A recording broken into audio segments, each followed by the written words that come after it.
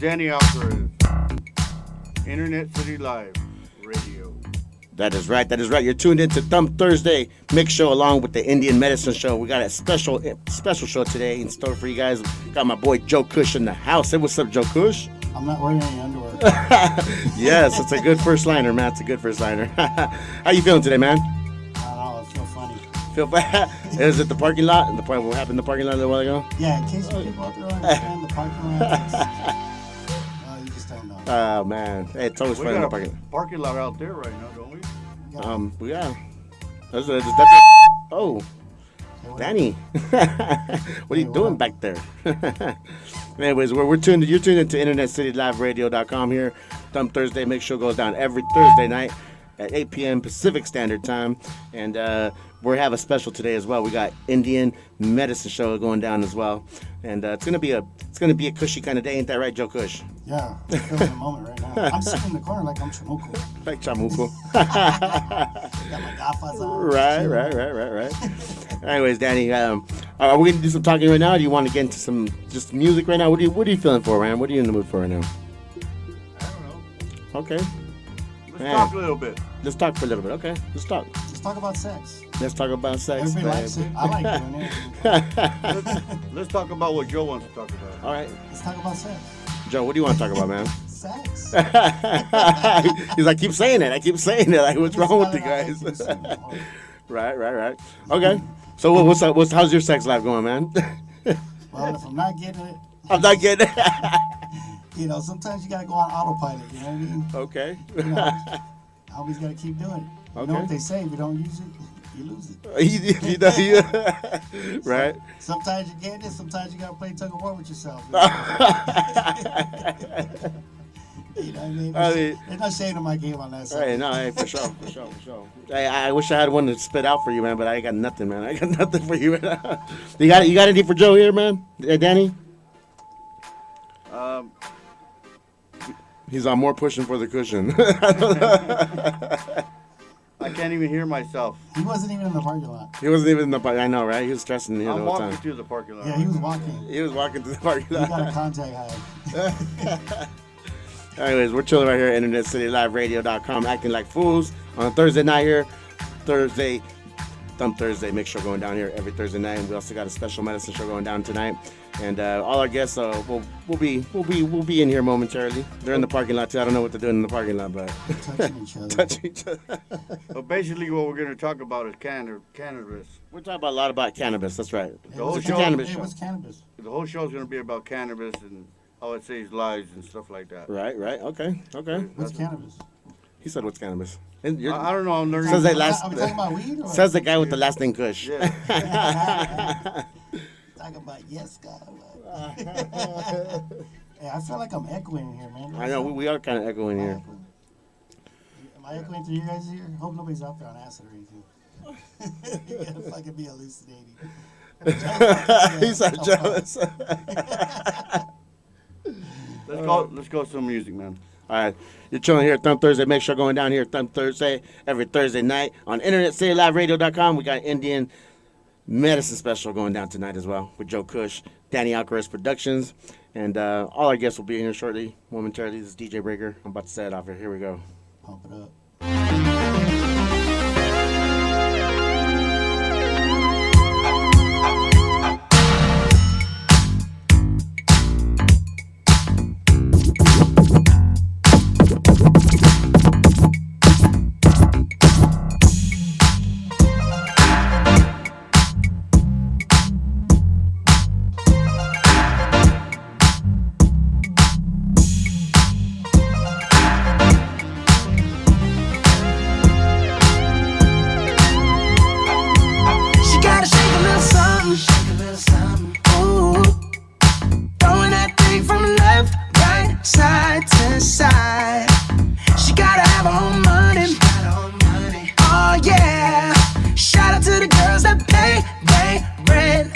Time. If you ain't here to party, take your ass back home. If you getting naughty, baby, here's my phone. Slide with your boy to the bar, slide with your boy to the car. I've been searching everywhere and now here you are.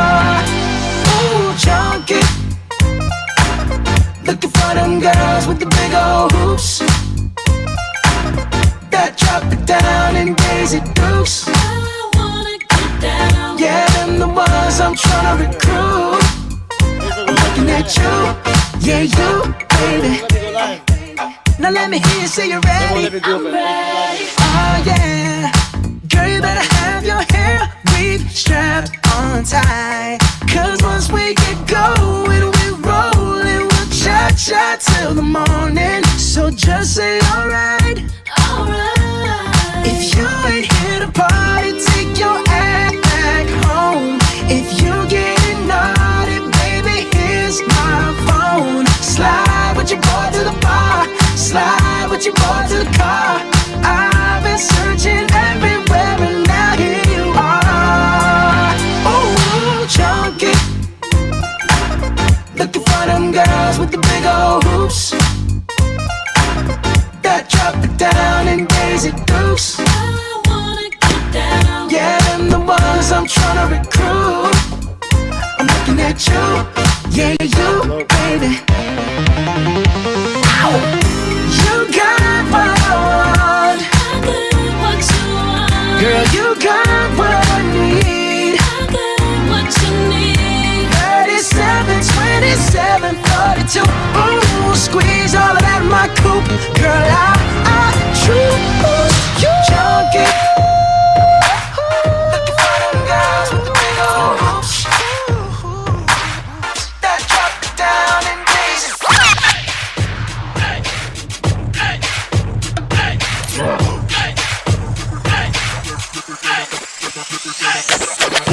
Here comes the 2 to the 3 to the 4. Everybody drunk out on the dance floor. Baby girl ass jiggle like she want more.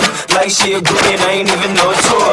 Maybe cause she heard that I rhyme hardcore. Or maybe cause she heard that I buy out the store. Bottom of the ninth in the city of the shore. And now I gotta move on to the next floor. Here comes the 3 to the 2 to the 1. Homeboy tripping, he don't know I got the.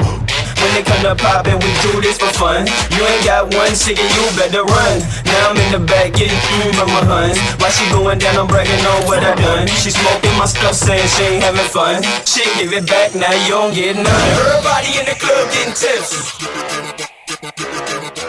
Now everybody in the club getting tips. Now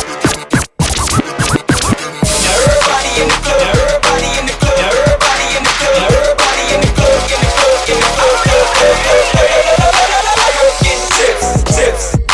Take it slow, but it's not typical. He already knows that my love is strong.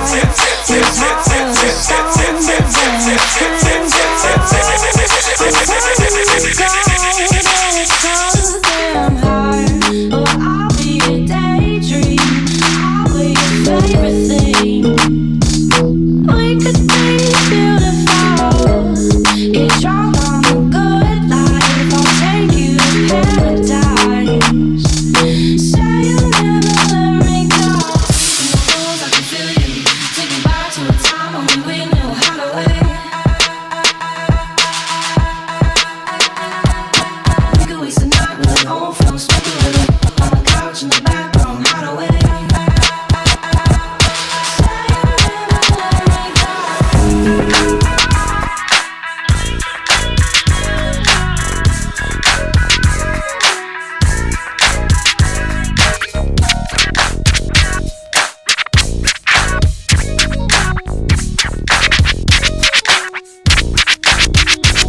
You should've seen how I pulled up in the ride, in the ride, in the ride. Got two motherfuckers wanna fight me outside, fight me outside, fight me outside. You should've seen how I pulled up in the ride, in the ride.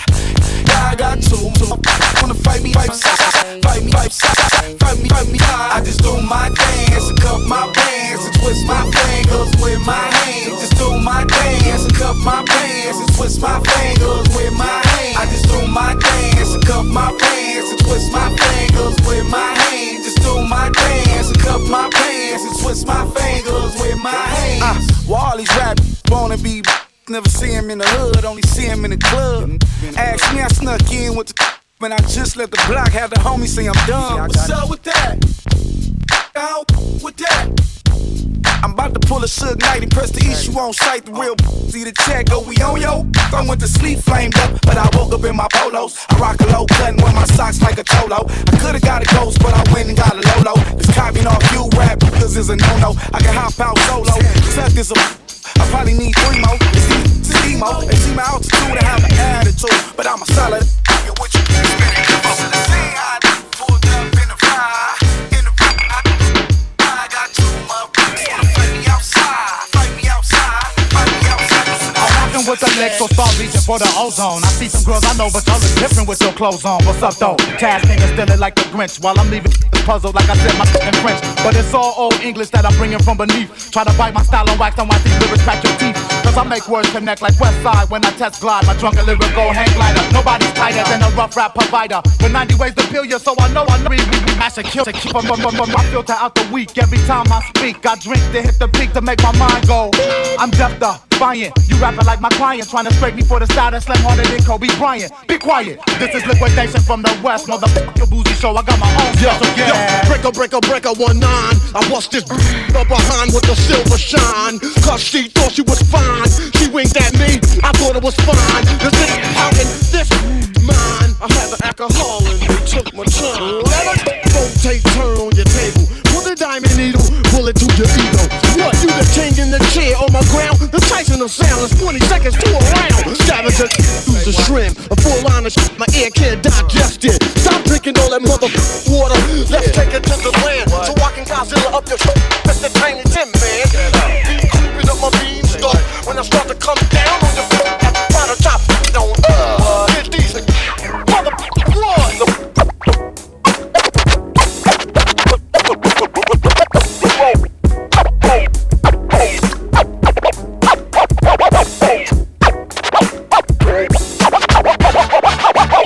I can't wait till I get you on the floor, good looking. Going so hot, just like an oven. And I'll burn myself, I just had to touch it. It's so fine, and it's all mine. Hey, baby, we don't mind all the watching. Cause if they study close, real close, they might learn something. She ain't nothing but a little doozy when she does it. She's so fine tonight. And as long as I got my suit and tie, I'ma leave it all on the floor tonight. And you got DJ Breaker. Let me show you what all dressed up in black and white, and you're dressed in that dress I like. Love is swinging in the air tonight. Let me show you a few things. Let me show you a few things. Show you a few things about love. Now we're in the swing of love. Let me show you a few things. Show you a few things about love. Hey.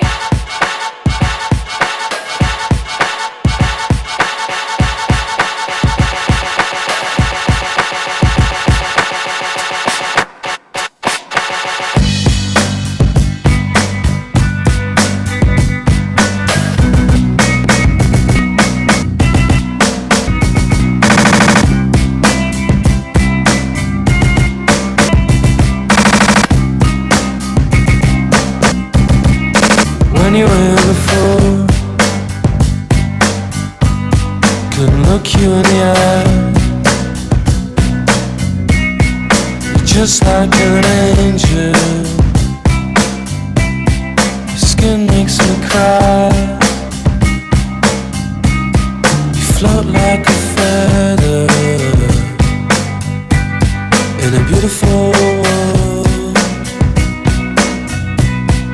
I wish I was special. You're so fucking special. But I'm a creep. I'm a weirdo.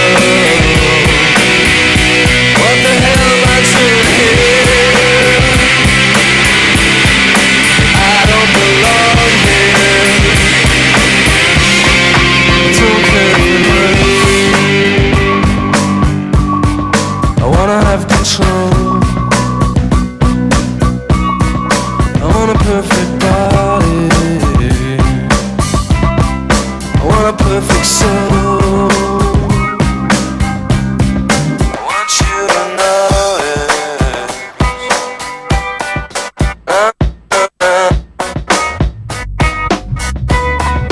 So fucking special. I wish I was special. Rush into the street, light me up with a cigarette and some shoes on my feet. Got to find a reason things went wrong. Got to find a reason why my money's all gone. Got a Dalmatian, and I could still get high. I can play the guitar like a motherfucking riot.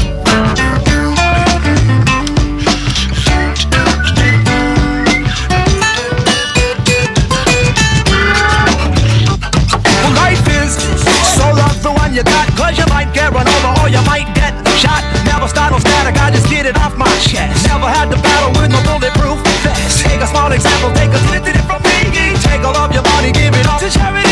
This is what I got, is within my reach. And the subplot styles just straight from Long Beach. It all comes back to you, you're bound to get what you deserve. Try and test that, you're bound to get served. Love's what I got, don't start it right out. You feel it when the dance gets hot. Love is what I got. I said remember that. Love is what I got. What I got. What I got. It starts with one thing, I don't know why. It doesn't even matter how hard you try. Keep that in mind. I designed this rhyme to explain in due time. All I know, time is a valuable thing. Watch it fly by as the pendulum swings. Watch it count down to the end of the day. The clock takes life away. It's so unreal. Didn't look out below. Watch the time go right out the window. Trying to hold on to didn't even know I wasted it all just to watch you go. I kept everything inside and even though I tried, it all fell apart.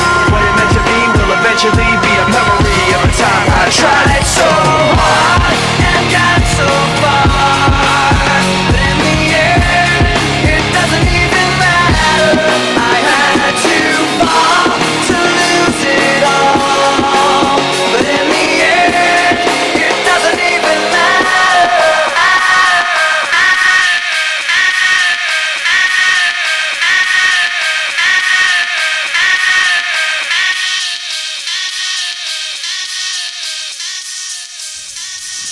Mr. Joe Kush. I'm waiting for my t-shirt, homeboy. Oh, I brought them. Oh, you did? Yeah, I'm glad you just reminded me. All right. Yeah, 'cause I just forgot, man. Well, I can't hear You know myself those on the mic. I goddamn don't know. stoners fucking forget shit. Oh, my, are we live? Yeah, we're live. Oh, my bad. Well, my mic's not working. I couldn't hear me if I tried. Me neither. I can hear you. You hear me? Yeah. Hey, what do You I can look hear like? me? Oh, okay. I'm really low. Okay. Okay, good. All right. We live. Hey. You're tuning into InternetCityLiveRadio.com here. This is Thump Thursday. Make sure going down here with the Indian Medicine Show special is going to go on immediately right afterwards or in conjunction with. Anyways, we got Joe Kush in the house right now. Say what's up, Joe. So we're going to have all kinds of different opinions about everything today. Hey, we always have opinions here at InternetCityLiveRadio.com. You guys scary, man. Give me another joint. This shit's gonna get deep. I already feel it, man. My fucking gut's turning right now. Hey, there's a bathroom in here, right? If I fart, homie, somebody turn off the fan. Turn that shit up on high. These breakers right behind me. Hey, don't blow my shit up, man. He's gonna scratch the record. Right. Anyways, Joe Kush, so tell us about your clothing line. Where can they find your clothing line at, man? I was looking at that. That's pretty nice, man. Oh, you like the new one? This is Yeah. the Hawaiian one. Yeah, there The you go. Maui Wowie. Hey, now you need to bring us 2 shirts, man. I'm just saying. Yeah, I brought you guys shirts. Okay. But I have to dig through and I'll ruffle through and I'll get to these. Okay. You brought us the most expensive ones, right? Yeah, all my shirts are badass. Okay. There's not one. I created every one. They came out right out of my head. Okay. Believe it or not. Yeah. Yeah, I was fucking high when I made them too. Hey, Yeah. because I got high. You design all your stuff? Yeah, everything. I get on a good trip and I work out. When I work out, I like to get really, really high. So Like I've been like that since I was 13. Hey, like anything else, right? When you like to Yeah. eat, you like to get really Yeah, high. When you you got know, to go to the I- movies, you got to be really high. Like, I gotta be high because I focus better. I am stronger. It's like that's like my natural steroid for me. Actually, it works for me just the same way a steroid would. It just gets me in there right. But anyways, while I'm in there, So you don't feel the tiredness after you're working out? nah, I'm a workhorse in there. Are you? Oh yeah, you know, not bad for. So you can run 20 miles then, huh? I might feel like I'm running 20 miles when I get there. But I ain't never run out there and clocked me yet or anything like that. Right. I ain't trying out for the Olympics or anything, but you know, I You can. know, I hope my I own. can give. I can give out 10 minutes of my energy. Like 10 minutes. I can go 10 minutes of I'll cardio, pull and 10 then, minutes. you got me. If that, I'm just pulling a gun out and shoot you. Okay. Well, let me tell you, I can run 20 miles. See? Really? I have to shoot you then. Because you know what? It's a no-win situation. I ain't gonna win. You know what I mean? We're gonna play dirty then. Okay. This is a joke now. Don't take it serious now, No, Daddy. no. You scare me over there, man. No, I'm gonna smoke some more weed right now. Hey, he's still gangbangs, dog. Watch out. I'm telling you, man. I got that OG stare, homie. That's why I got the sunglasses on, so he can't even. He just thinks I'm looking at him, and that's it. I'm looking sideways, homie. I'm fucking like. He's I'm a changed man, but I'm- don't think I won't go back. I'm just saying. I am a changed man. I almost thought about going back to church. Right? Go back to Thought about it. Then I remember Ice Cube, homie. Scared, go to church. You down, put in work. So I ain't scared, so I guess I gotta go the other way. When's the last time you've been there? Which one? to church. The church. I think I was a kid. Oh no way. Yeah, because you know we're all from. When I'm from East LA. Everybody goes to church. Oh yeah. You know, it's all Catholic, so you're raised that way, just whether you like it or not. You know, I could be Muslim and still be raised Catholic. You know what I mean? You're in East LA. You're Catholic, food. Right. No doubt. You're Catholic. If you don't know Spanish, you'll know Spanglish at least. Right, Fuck, right. you'll know one of the two.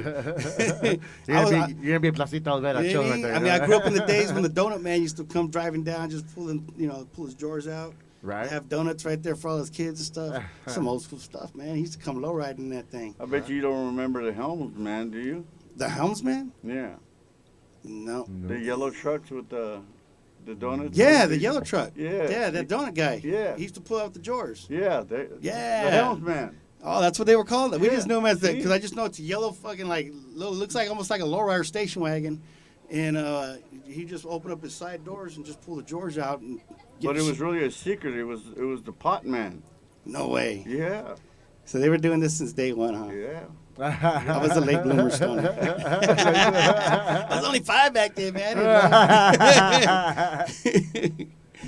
I'm old, but I ain't fucking there yet. So I was around about that time, so that's how I know. It was the pot man. Really? Okay. Yeah. I used to watch guys get all shermed out and walk around naked and shit. I was like, what the fuck's wrong with that dude? This dude walk around, big old fat dude with a little dick and shit. Walk around. I'm like, come on, man.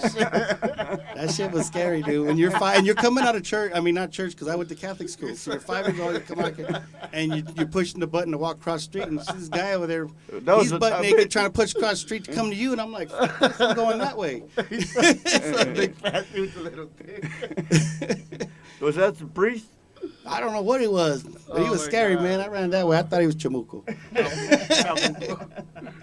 And he was fucking with me with his little dick. You know what I mean? I thought he was almighty powerful of the dark age and he'd be fucking walking around with a schlong hanging down to his feet. Oh man. You know, so I'm like, fuck. Hey, man. man. When you're a kid, you come out of, you're used to being raised that way, so. You walk around like blinds and shit like a horse does. You see stuff like that, that shit scares you. Right. Hey, I'm not supposed to be talking this way. You got me. See, you're a bad influence. Danny asked It was the question. Breaker. Danny asked the question. Breaker. I told him pull my finger and he did. Hey. He's getting the back end of it all. Literally. He's dying over there. Hey, anybody got some oxygen? Turn the fan back up. Some clear air. So what else is going on in the parking lot? Yeah, what is going on out there? I don't know, man. What are these guys doing? Are they going to come You in? invented the parking lot. Didn't You know, just fumbled right into it. You just fumbled right Angel into Baby it. did that to me. Yeah, He's the one that started throwing the parking lot thing on me. Yeah, I'll try this And he just nicknamed me that stuff. The parking lot. They Hey, use is he the parking listening? lot. That's the parking lot right there. We're having power. You know, as natives, we go out there, we're going to have power. Dude, smoke signals, we're throwing them up. Hey, right here. We're right here. Right here. Can't miss us, man. If you can't see us, you can smell us for damn sure. For sure. So you're the vato from the parking lot then, Simon, huh? you know, Órale. just hanging out. Just hanging out. Just a character. Don't mind me. I just look funny. But y'all making money, right? Yeah. So your belief in this cannabis, what does it do for people? You know, for me, it's still a learning situation on it. I mean, but at least I'm applying myself to learn it. You know what I mean? Me, I just grew up as a stoner, just like, you know, I'm from the 80s, 70s, 80s and whatnot. So, you know, I caught the ass into the hippie generation. So for me, that's all it was to us. It just, we didn't know anything about medicinal part of it. We just know it fucking made us cool again.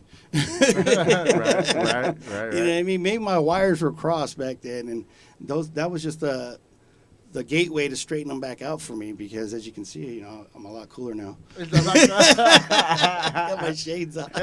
And a lot happier too. You know what I mean? I'm just here trying to spread the word. Hey, when you out. can roll with your stunner glasses indoors, you're cool as hell, dude. Hey, You know? picture this 260-pound dude fucking rolling these little joints, man. It's fucking impressing.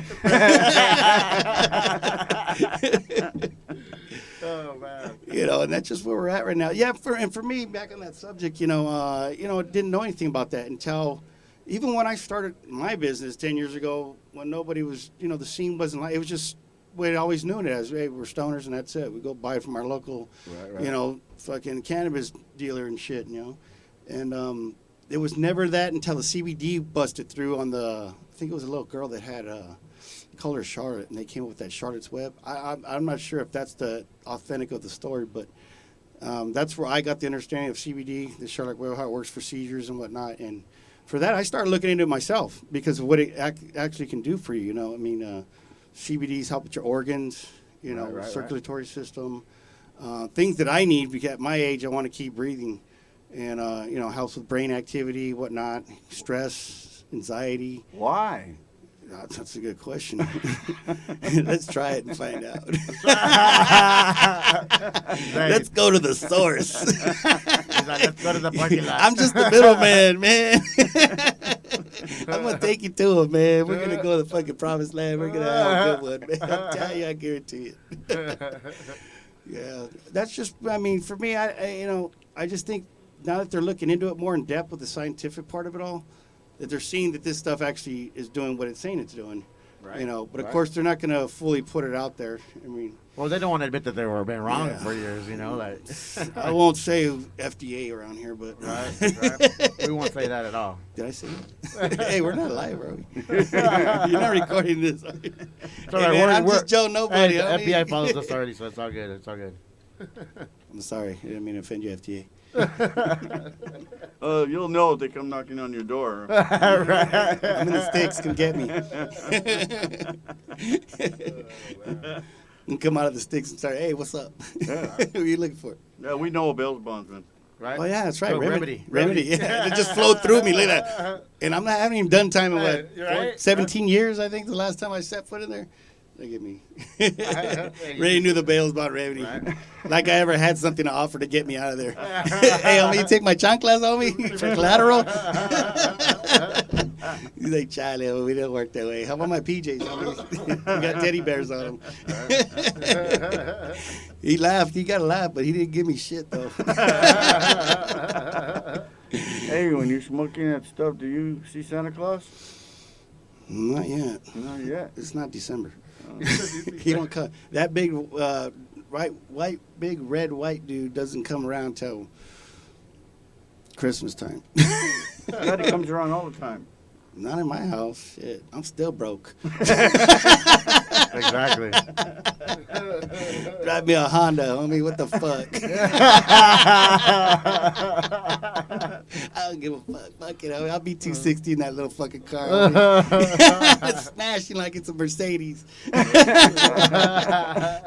homie. Just dreaming hard, homie. Fuck, I'm gonna make it happen. Fuck everybody. I'm gonna make it happen. My bad. He said, "Like, hey, don't apologize here, dog. No apologies here, dog." Oh, that's somebody's whispered in my ear. I forgot I had these on. So, what else good about cannabis? Well, obviously, if you we could joke and talk about. I'll tell you this, because I do love sex a lot, and this stuff works just like the blue pill for me. You know what I mean? Even when I went to the doctor to get my doctor's note, I told him, he goes, "Well, what does it do for you?" I go, "It makes me horny, man." What? I never heard anybody say that. Who gets horny off cannabis? Dude, I'm backwards, man. I'm backwards. Liars and ain't cross right, man.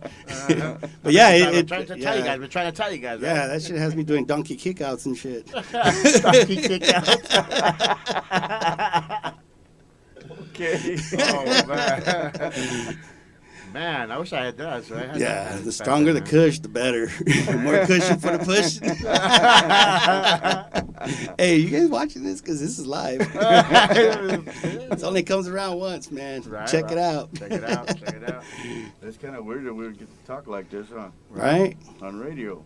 No, never, man. Never. Now everybody knows my business. I drive a fucking Honda. I'm broke. I ain't got no Benz. I pretend I'm smashing into Benz. Hey, dog. Hey, you are driving a Benz, dog. In your mind, dog. You know what I mean? Hey, picture me rolling, homie. 'Cause I picture me rolling every day. Right. I don't care. I don't give a fuck. So, what else is good about it? Well, as you can see, I'm a more happier person. I can see that. I like to joke around now instead of just look at people like, "What the fuck you looking at?" Right. Yeah, you know what? I admit it. I'm in my age where I'm acting like an asshole sometimes, and this really helps me out a lot. You know, just mellows me out. You know, I'm able to I'm in Zen, I guess you could say. Zen. Ja. And fully functional. I can hold a conversation. I'll talk to you, and it'll just be like there won't be no tension out of anything that comes out of anybody's mouth. You know what I mean? Just it ain't gonna phase me. Hey, you trip out though when unless they poke me. When other people, when some people like get out and they get all paranoid, like I don't understand that. How do you, like what's up with that? I think it's me. I mean, I'm not a doctor on this stuff, but could be pesticides. You know? I mean, a lot of this stuff does have pesticidal on it. That's I grew up the old school way. It was all organic, you know. Right. We had the good chocolate Tide, red hair, purple, skunk, you know, Indo. We just called it Indo. Right. You know, right. And, you know, Hawaiian was the best. I just trip out people get all paranoid. I'm out, dude, I just feel so relaxed, you know, like. Dude, I was paying $20 a gram back in the 80s for Hawaiian. I'm like, that's today's prices. Right. That's how good Hawaiian was back then. Yeah, man. Oh yeah, that stuff. I mean, I'm wearing the shirt, Maui Wowie. That stuff was the man. Oh, I remember that. Remember that? Yeah. That's wild, man. It's wild. That stuff smelled good, smoked good, and that was 2-hitter quitter shit back then. That was all organic, just naturally outside, outdoor. Some strongs. Even chocolate Thai was like that. Good chocolate. Was good, man. Good chocolate Thai. Yeah. I remember I was in the school one time. I had to go to continuation. First day in continuation, I stop at the nearest liquor store, right? There's a guy out there. I met homie out there. He's known, I mean, he's a youngster. We're all, you know, high schoolers, but he was always known for having the best bud. And he pulls me over and goes, "Hey, I got some chocolate Thai if you want to buy it." And I'm like, I'm broke, fool. Can't even buy smokes, you know what I mean? Don't trip. Free on the house, all right? Fuck yeah, I take a couple hits and I'm good. By the time I get to school, I'm faded and X-rated. And I don't even know my name if you called me twice, you know? Even if you said it backwards, I still wouldn't know what you said. And the teacher was telling me when I got into class, hey, she's yelling at me, basically, get the book. And so I'm like, all dumbfounded. And I go up there like, and I'm pointing at all these books, and she's getting pissed off at me now. And she's like, she's ready to cuss. Because it's continuation, they can kind of get away with a little bit there, you know, chop off at the knees at least. But, yeah, she finally came up to me and goes, "Whatever you do, don't ever come to my class high again like that, you motherfucker." And I just started laughing. I'm like, what the fuck? She just told me that. That's fucking cool. That's cool. I thought I was I thought I was back in juvenile hall where you can cuss at the teacher. Fucking Los Padrinos, man. You know what I mean? You can sit there and cuss at these teachers and they'll cuss back. You're like, fuck, hey, you just cussed back. Fuck him too. Hey, fuck you too. You're just having fuck you wars. You know, there's no detention or nothing. Like, fool, I'm already here. What? What are you going to do? Throw me there? Fuck, I'm here. Take my shoes, you already did. I think we got a doctor in the house, so I think that Dr. Feelgood? Yeah, something like that. And then we'll go into some music. Okay. I would like to have Joe Cush be our panel. Okay. Is that like a referee? Yeah, it's kind of like that. So you want me to be in the middle? Yes. You're already right middle, so you're good. This is gonna be funny. They put a motherfucking stoner in the middle, dude, of some politics. Here we go, man. Play the music. Spin that way.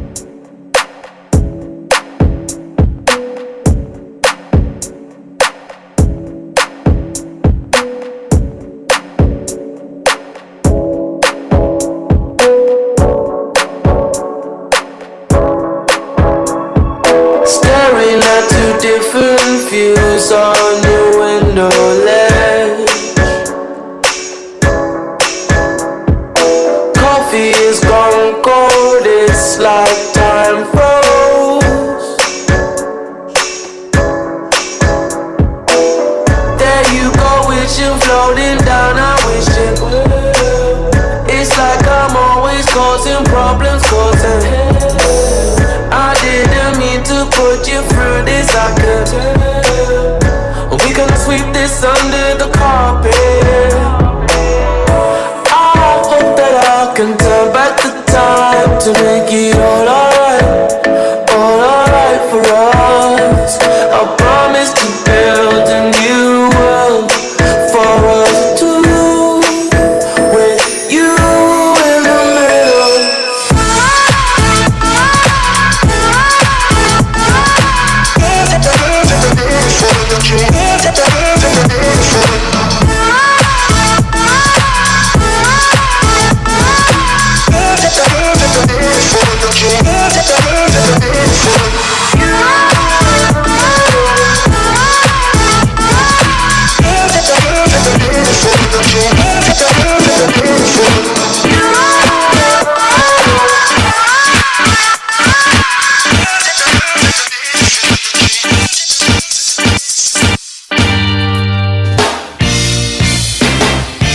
Hoy te esperaré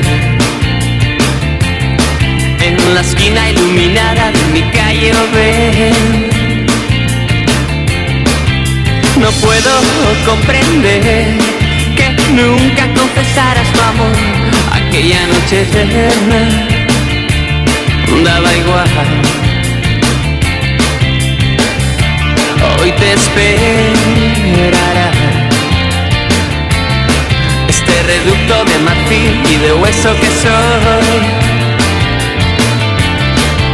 Me hiciste un gran favor, oh, nadie ha dado un paso por mí. Yo era una luz enterrada con puñados de cal.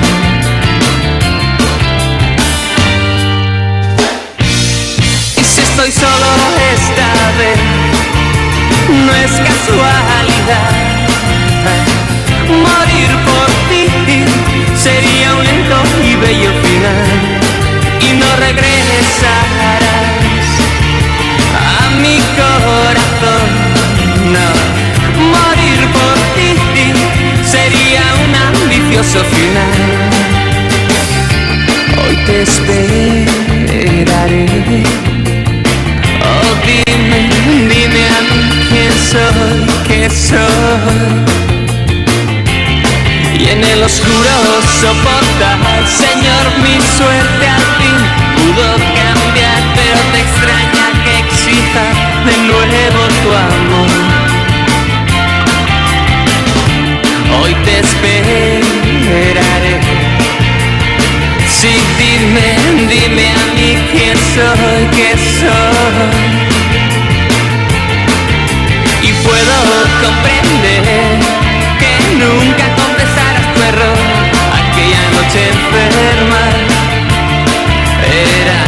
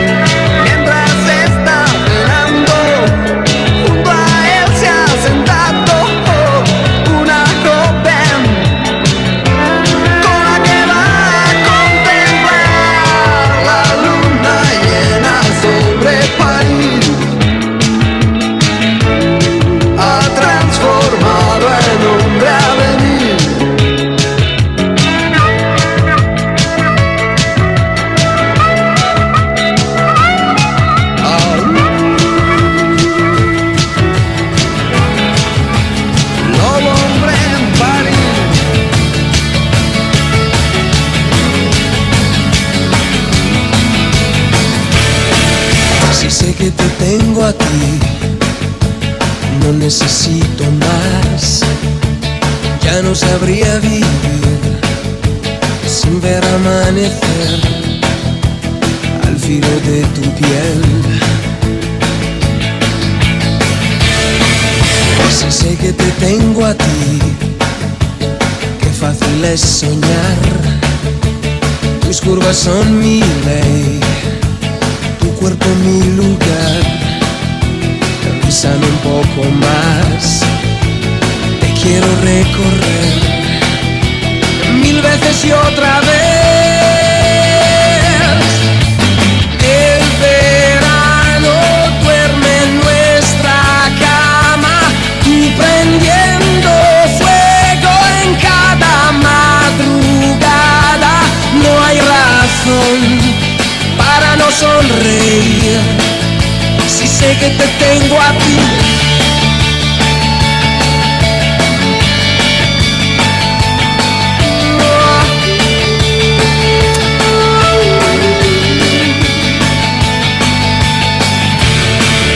Si sé que te tengo a ti, ya no volveré a dudar. Eres lo que creí que nunca iba a encontrar. Eres mi tentación, llegas el carnaval, entro en la habitación. Y el verano duerme en nuestra cama, tú prendiendo fuego en cada madrugada. No hay final, subo y vuelvo a caer. Ven y quítame la sed.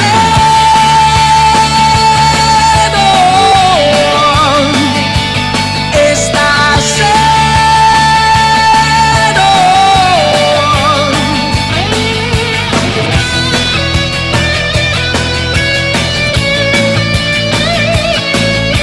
Si sé que te tengo a ti,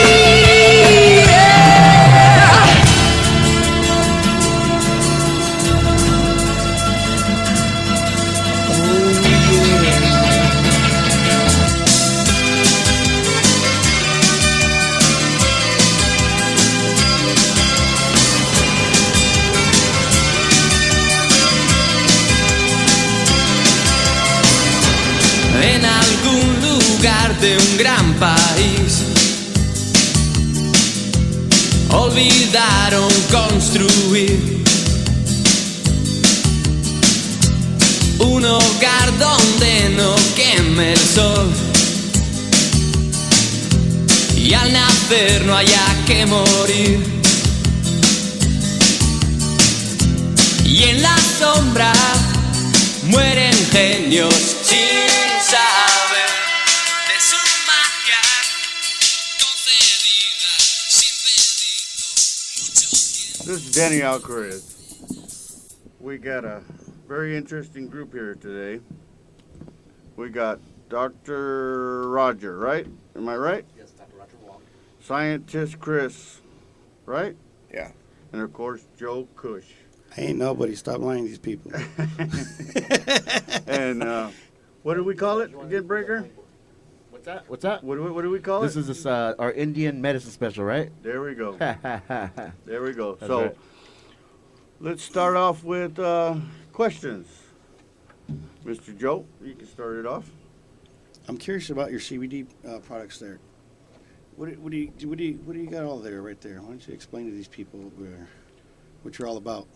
Well, this is a MCT oil, CBD. My CBD oil is far different than any of the CBD oils that you'll ever find in any pharmacy or your local CBD store. Most CBDs, when it's extracted from the plant, it comes out at about 7 microns. So a micron is 1 single micron is about the thickness of a hair follicle. So 7 microns would be 7 hairs. My CBD is 40,000 times smaller than a micron. That's some thin stuff. Yeah, and the reason why we do that is basically not. Does it burn better that way? We don't burn it. I mean, But I don't. When you do I use, don't. when people do it vape-wise or anything, Well, or gets heated up?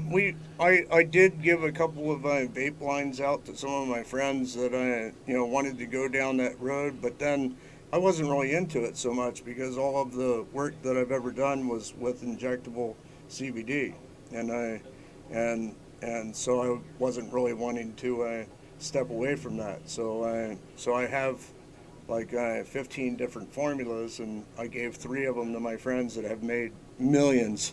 Really? That's nice. Everybody likes money.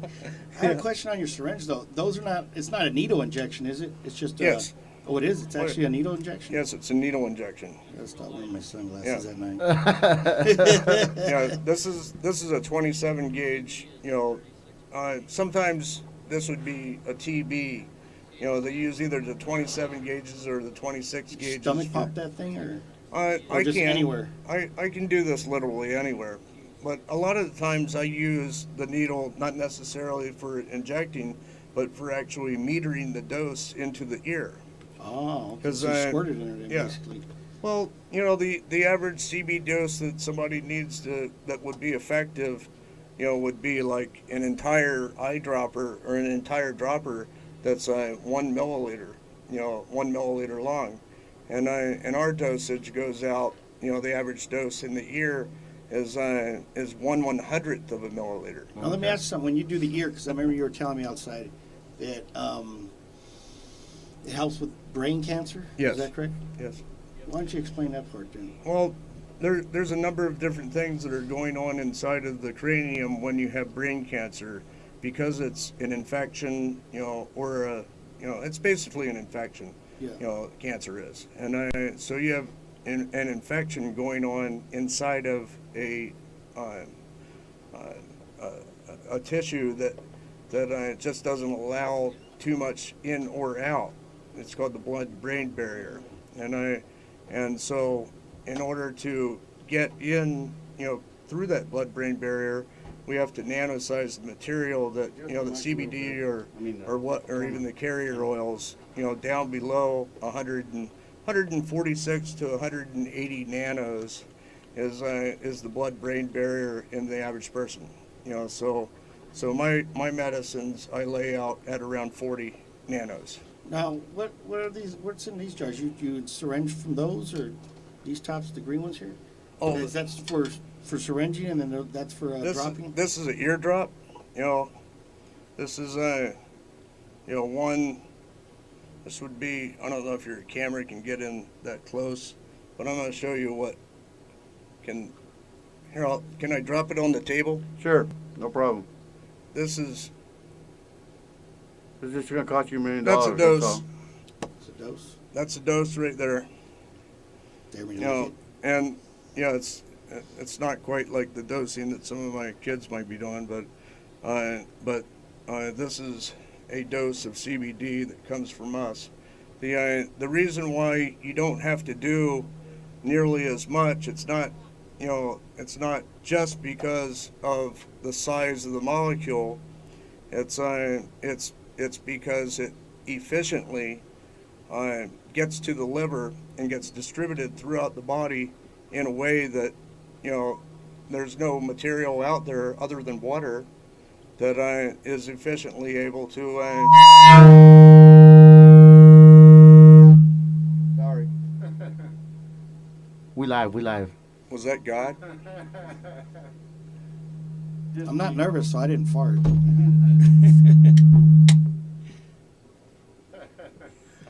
That's how you know we on live radio. All right. Let's break up the monotony. All right, so this gentleman here on my left here, if you want to tell the audience your name and what you're all about here. Sure, I'm Dr. Roger Wong. I'm a clinical pharmacist with over 25 plus years of experience in a whole vast of areas of disease management, from diabetes, hypertension, even HIV. I met with Chris, interestingly enough, at a city council meeting in Pomona. We were trying to educate the city council about the marijuana industry and how it can positively impact they're tax coffers. Now you're a doctor, right? Yes, I am. So this guy's a doctor. I graduated from. And you're for it, right? I am actually for it. Why is it these other doctors don't want to get on board with this? There are some doctors that are.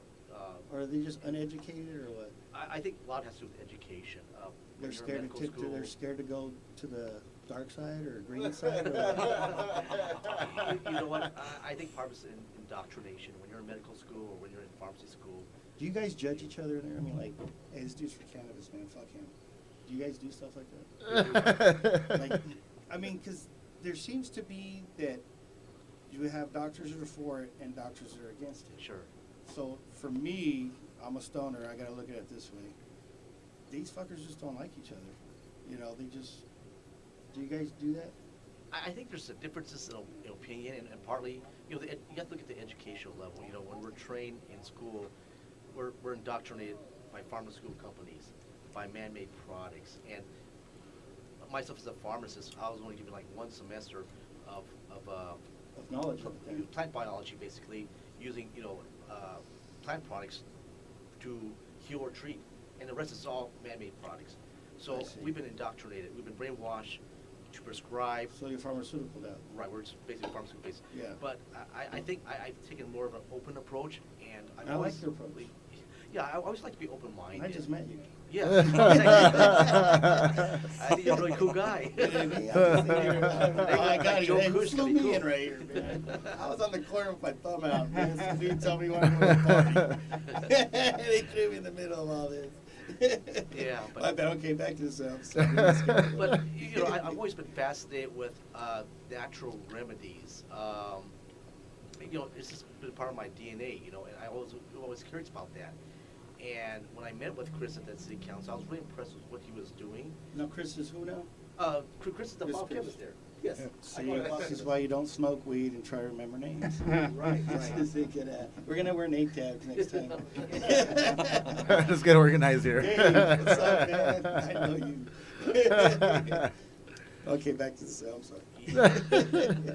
But yeah, so I kept an open view about medicine and that you know, Western medicine isn't everything. There's other aspects that can treat diseases, and I began to realize, you know, marijuana is actually a very precious plant. Yeah, it is. I agree with you on You that know, 100%. yeah, especially with the cannabinoid products, which is what Chris is working with primarily, Yeah. the CBD products, and that has the most medicinal value. Not to mention treating cancer, but just other things being used for, like PTSD, fibromyalgia. Now, PTSD, that's PTSD. Post-traumatic stress That's, disorder. yeah. It's No, not- that's it's basically not what the military is. premenopausal. That's most of the guys. The No, it's military post-penal. Post-penal. Post-traumatic syndrome disorder. You heard my talk about Yeah, it. post-traumatic syndrome disorder. Weed makes me horny. It's post-traumatic stress disorder syndrome. And that's the military people are the ones that are usually having that, aren't they? Like Right. Ohio number for that. That's me. Right. That's you right there. Yeah. And a lot of them, they found when they treat it for them, if I'm not mistaken, it helped them. I mean, a lot of them step forward and said, yeah, but they're being neglected from the government if they do this, that they're going to cut their funding or something like that. I actually got involved in a program called MAPS, and they used LSD, ketamine, DMT, LSA, and peyote on me, and it healed me of my PTSD really fast. Really? I was majorly depressed and angry, and I didn't know how to deal with people when I came back, you know, and they didn't know how to deal with me either. So you're a loner like me then? That's what you're saying. You know, I really enjoy being in the lab by myself. I'm going to make assurances I only work well with others when I'm high. Well, it's interesting. I mean, when you work with CBD, there's always some splash, you know, so you're working with the oil. And I do wear gloves, but my arms are exposed. It's not really getting high. It's getting euphoric. Right. And for somebody that don't know what euphoric is, I can't explain it. It sounded like you were about to, man. I can't. Well, I You mean, just had to be there. That's all I can tell you, man. See, these guys know what I'm You sound like you were about to start explaining something, man. yeah, euphoria These guys is got the PhD. euphoria is in psychological terms it would be touching God. Right. Yeah. Can you picture that? Maybe because I'm already there. I'm not like a Christian. I'm actually primarily in a way Buddhist.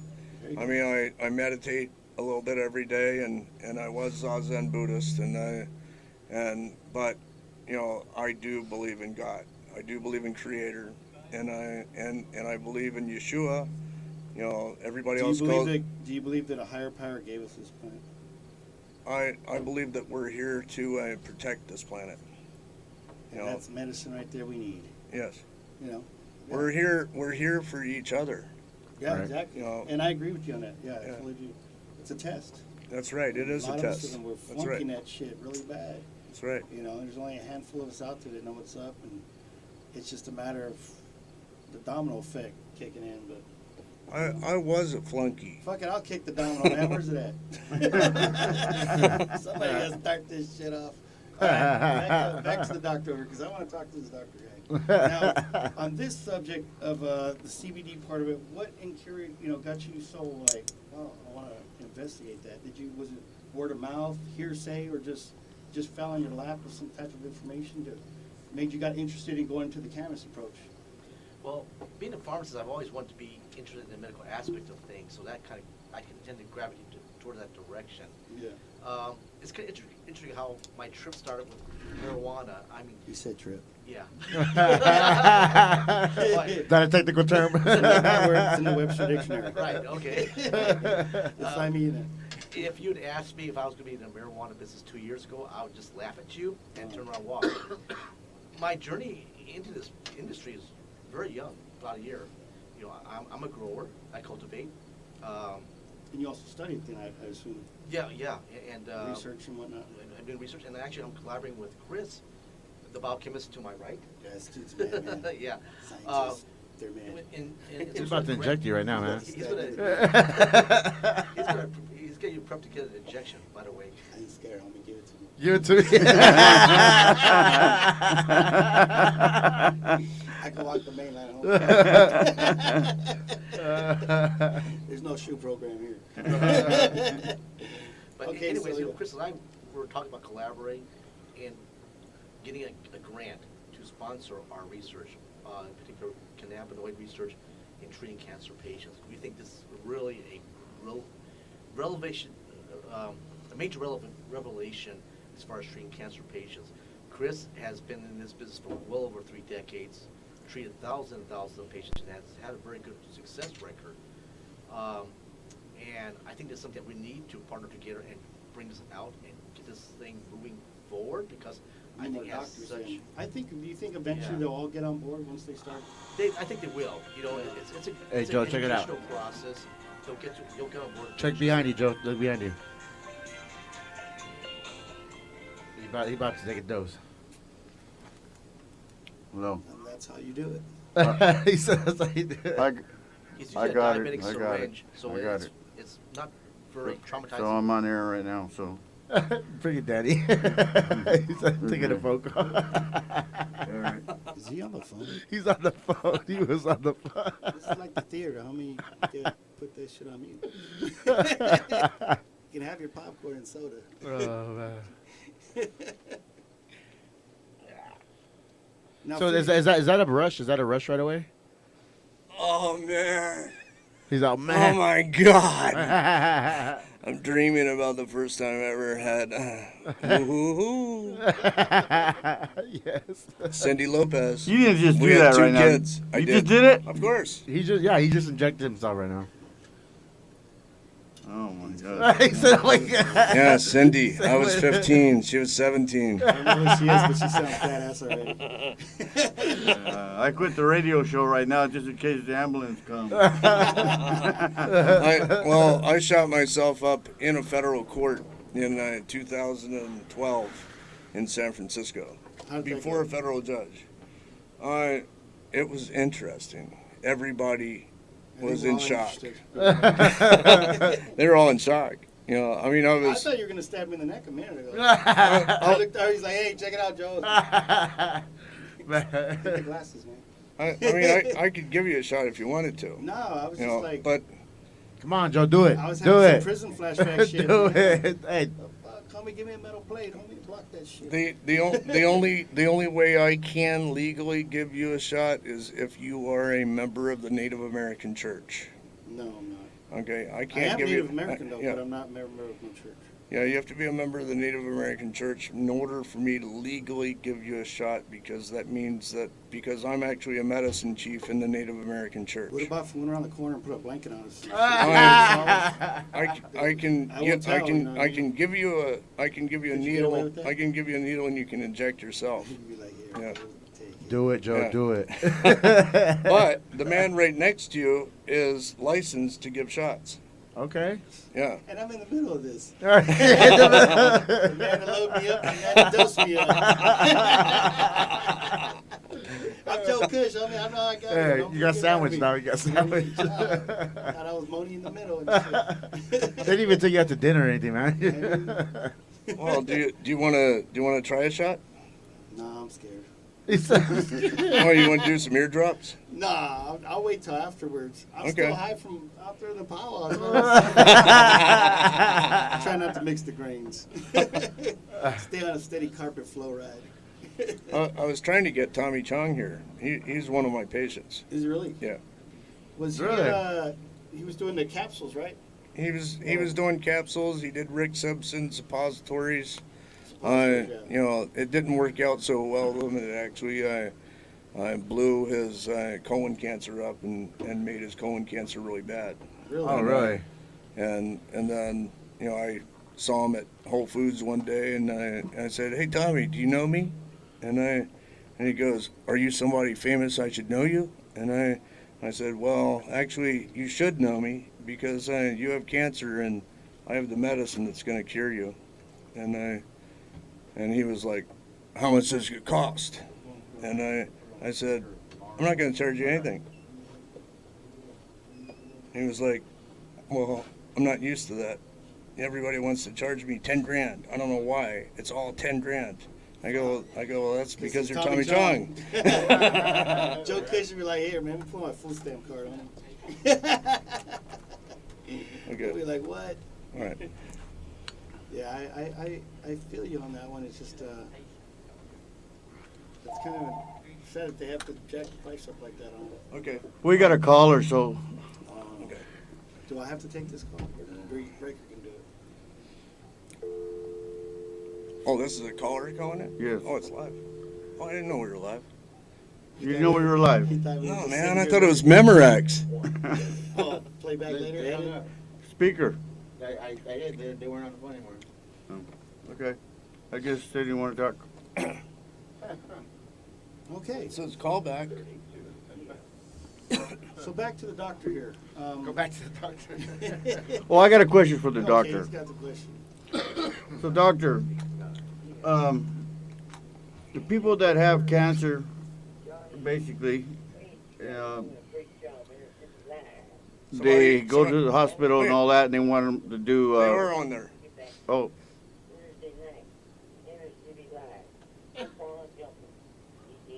that was just our cartoon. Oh, there it goes.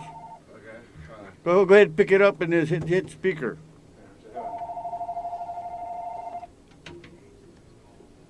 Hello? Hello, how you guys doing up there, man? All right, how about Hey, who's this? Who's this?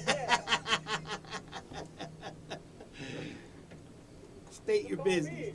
Who's this? You guys told me, who's this? Sounds like Angel Baby. Well, you. Baby, you smoking too much, You gotta stay in the parking lot, oh. See? I told you. The weed be letting you know. You guys already picked up a name, the parking lot guys. Hey, this is Mario calling from the Morongo Indian Reservation. How you doing, Danny? How you Wow. doing up there? Danny's way in the back. Oh, Danny's way in the back. Yeah. How you doing, Mario? All right, how you guys doing up there, man? All right. Just right here, man. Great show, you guys. Good show tonight, man. I like that. Thank you. Yeah, thanks Hey, a lot. all right. I hope I made you laugh. I was laughing. Yeah, a little bit. I was laughing, yeah.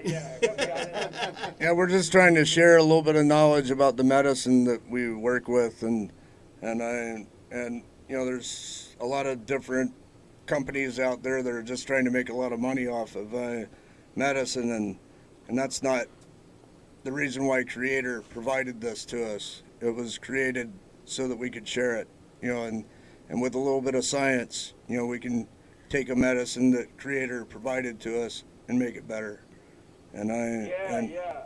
Evolution, baby, Up evolution. here where I live, you know, like I said, I live on the Morongo Indian Reservation, you know, man. I see and hear a lot of that, you know what I mean? Yeah, what you were saying today. Yes.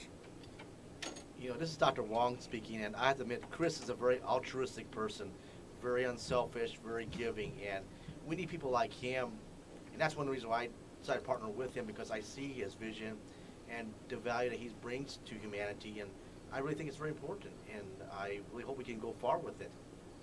Yeah, it sounds really great.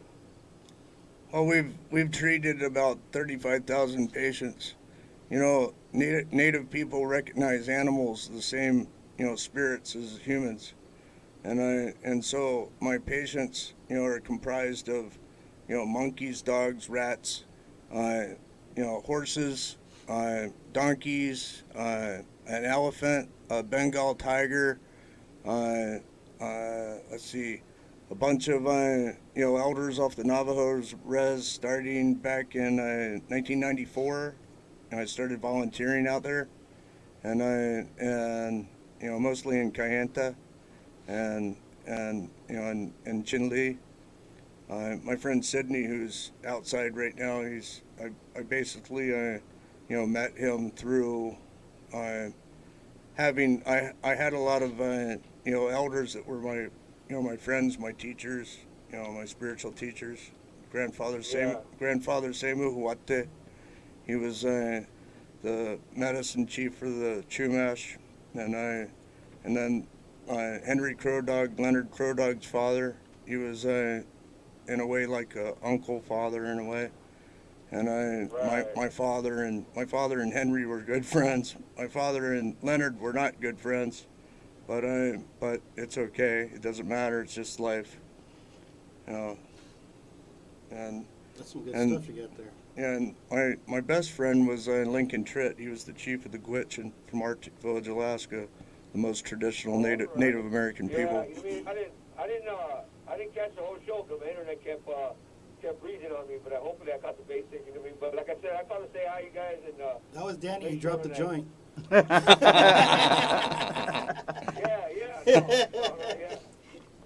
Great. You have to show, forgive man. us. I mean, like I said, my internet kept freezing up, but I kind of caught it, you know what I mean? But like I said, I called to say hi, you guys. Great show, man. We'll be tuning in next week también. Gracias. Hey, Mario, we're going to be having you on pretty soon, okay? All right, man. Just give me the call, Danny. Yeah, man. We'll get together. Yeah, we're going to have all kinds of jokes, right? Oh, yeah. You know, I'm putting a paper together, like you said. You know what I mean? So, when I gave you the autograph of my CD, did that take care of the problem? Oh, you know what? Yeah, it did. I mean, I didn't want to go there, but you're asking me, yeah, man. I woke up with a smile and no pimples. Explain to everybody what happened. What happened with us? Hey, well, it's like this, guys. You know what I mean? On Angel Baby radio station, you know what I mean? Sunday Fun Day, Danny was giving away a couple CDs, you know what I mean, to the 13th caller, you know what I mean? So I was number 13. You know what I mean? I usually try to get a prize once a month, you know what I mean? I listen to the show all the time. No, Mario, it's every week, Mario. All right, every week I win. All right. Okay, every week you win. Hey, Mario, let me ask you, because you're out on Morongo, do you know Anashaga Washigi, the elder that his name's Light Across the Sky? You know what, I probably do, because I know a lot of the elders, you know what I mean? Yeah, you know what I mean? I could say, yeah, but do you know his real name?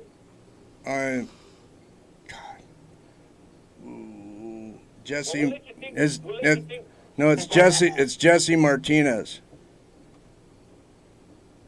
Is that a lady? No. Hey, do you know Chewy from La Puente? When I met him, I thought he was a lady.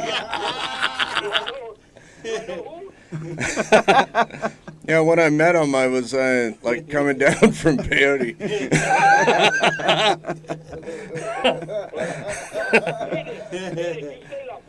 Did you say La Puente? I said, hey, you know Chewy from La Puente? Oh, hey, you know what? As a matter of fact, I was raised in La Puente, huh? Yeah, me too. I lived out there from East LA all the way to San Gabriel right there in La Puente. Yeah, man, I went to Nogales High School. Nogales. I went to Nogales, but it was a continuation. You went to Santana, Holmes. That's Nah, it was right there off of Amar and Willow. Amar and Willow. Oh, you went to the La Puente Adult School. You didn't go to continuation? No, back then it was called Nogales. No, Nogales. No, Nueva Vista. My bad. It was Nueva Vista. Anyway, Yeah. hey, that'll be another show. Yeah, that'll be another powwow. I want to hear the story. I want to hear the story. I was saying, I wanted the CD on the radio, you know what I mean? And then Angel Baby said, hey, Danny's going to send it to you. He's going to sign it. And I'm like, all right. You know what I mean? I'm all happy. I'm waiting for it to come in the mail. You know, I'm chasing the mailman. You know what I mean? And finally, I get the package in the mail. So I'm like, all right. So, you know what I mean? It's supposed to be like a love CD, right? You know what I mean? You get the wife in the mood and so hey, check this out. It was man. Sade. I went in. I bought me 2 brand new Crystal champagne glasses. I bought me a nice bottle of red wine. I pulled out my Hugh Hefner pajamas. Hey. Pull out the peace pipe, homie. And I gave my wife the CD, and I said, babe, look at this CD right here, specially autographed to us. She opened it, and Danny did it, signed it, man. She threw it back at me and went to bed. He cock blocked you from far away. He straight cock blocked you. Hey, so I'm chasing Danny for 2 months, man. And the bottle of wine is in the refrigerator. My glasses are all dusted. The welcome mat's been pulled out. I gotta take my pajamas to the cleaners. Hey, but send him the bill. Finally I tracked him down at the park a couple of weeks ago, and he signed it. I showed her. Hey, if you don't got that CD to make love, you better get it, because Danny will sign it, and it does work. It does work. And turn that frown upside down. Oh, man, you know what? Hey, my Hugh Hefner pajamas were all wrinkled, and oh, my God. That'll be another show. That'll be a Halloween live show. We'll all come in here naked with socks on our shit. Be like the Red Hot Chili Peppers. Hey, but you guys have a good one, and we'll talk to you soon, Danny. Give me a Okay, call. Mario. Okay, thank you. How's it going, brother? Thank you, man. All right, Gunnar. All right, man. Somebody just hang the phone up. So, doctor, where we're going. So the hospitals with the patients with the cancer, so they give them the radiation, chemo, all that kind of stuff. So then they don't want to deal with them, and some people don't want chemo and radiation and all that kind of stuff. Well, So what I'm saying is, well, my question is it they won't return the calls and stuff like that. So why don't they care about their patients? Is it just about the money? Is that why they quit returning the calls, because of cannabis? Because people are using cannabis, and basically it's about the money instead of them doing whatever. Danny, I don't think I quite understand your question. Returning the calls, can you elaborate a little bit more? Well, basically, they want the patient to do chemo, Okay, radiation. I gotcha. And then what you're saying is some patients are looking to opt out, doing other alternative therapy. Is that what Can you're they saying? give that to us? Like, What's that? can doctors actually prescribe, okay, we're not going to do chemo, we're going to let you go this way, cannabis approach? They don't want to deal. They want the patients to do the chemo and the radiation instead of doing cannabis to save their lives, basically. You know what? That's a very good question, Danny, and I'll try my best to answer as best I can. First of all, you're dealing with a medical profession that they have to follow certain guidelines and procedures. They've So been put there in stone, pretty much. it could affect their practice. So they don't want to act out of the norm. In other words, they want to stay within a narrow parameter, or like within a railroad track, so to speak. Don't veer to the left, don't veer to the right. Otherwise, they get judged by their peers. They think that you guys are a bunch of quacks, or you're not practicing protocol. So basically, there's just not So- enough of you out there for them to start giving you more recognition to what your approach is. There's not that much doctors that are willing to step out of the left of the track or to the right. Because of the you fear know. of the... The fear, yeah. They may get ostracized by their own colleagues. Basically like shunned in a sense. Basically, they've been trained many years in medical school and then trained outside of medical school, and all of a sudden, it's like a religion. If you're not practicing this religion the way it is, we're going to ostracize you. So not that's with this. right. So that's why some doctors are afraid of doing that. Now there are other doctors who are willing to say, you know what, I'm willing to step to the left or to the right of the railroad track because I think it's best for my patient. Can they actually strip you of your medical practice to be able to do it because you do step out of the norm like that? It's really hard to say. Do they have the power to do that? The medical establishment is very, very strong. But at the same time, if you follow the Hippocratic oath, do what you can not to harm a patient. They're practicing something that is really what they should do in the first place. So I like what you said. Could you repeat that? Not to hurt the patient type thing you were saying? Yeah, the Hippocratic oath is to heal do and no treat the harm. patient, to do no harm. Oh, okay. So it's like basically that you're Right. sworn an oath thing. Right, and if they have that good intention, if they step to the left or to the right and say, I'm going to try this alternative therapy, I think... Because nothing else is really working, so... Right, that's a very good point. Here's Nothing else an working. option for you then. Right, you know, right. And go from there. Basically, that's probably how you're getting your test done then. By having the approval of the person that, hey, look, you want to go down this road? Because we've tried everything else, nothing's working, what do you got to lose? Basically. Right, and what I like seeing is that, and I see in Chris's practice, is he tries to continue on with the path of where they're at using chemotherapy, but he tries to implement his therapy, but by combining the two together, he's able to reduce the amount of chemotherapy exposure. Mm-hmm. So, like what we were talking outside, instead of going through like 9, 10, or a dozen treatments, he's able to cut down to maybe 10% of that, and so get good positive results. I think doctors are coming around to this. They see the Because value. of the results. The results. There's all Right, your they're tests seeing and it. studies, your proofs, because it's scientific, and they're not going to believe me until you come up with some facts, some hard evidence, right? Right, And to right. because it's like that's the only way you're going to make me look at you and say, hey, these guys got too much facts now. We have to start paying attention to this now. Absolutely. That's why Chris and I were looking to collaborate together and work on a grant program, because by doing this and by showing in documented studies, doctors are very fact orientated. They'll act on facts. They don't act on guts. So if they see the facts coming in, hey, we're seeing better recovery rates on patients.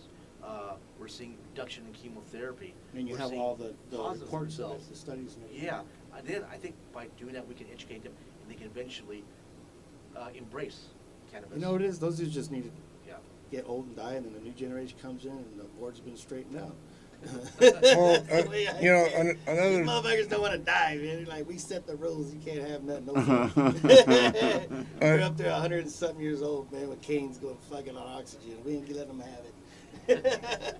But yeah, that's just kind of how Stoner Vision looks at it. You know, another thing, the FDA has actually never approved chemotherapy because the base of chemotherapy is mustard gas. Yeah.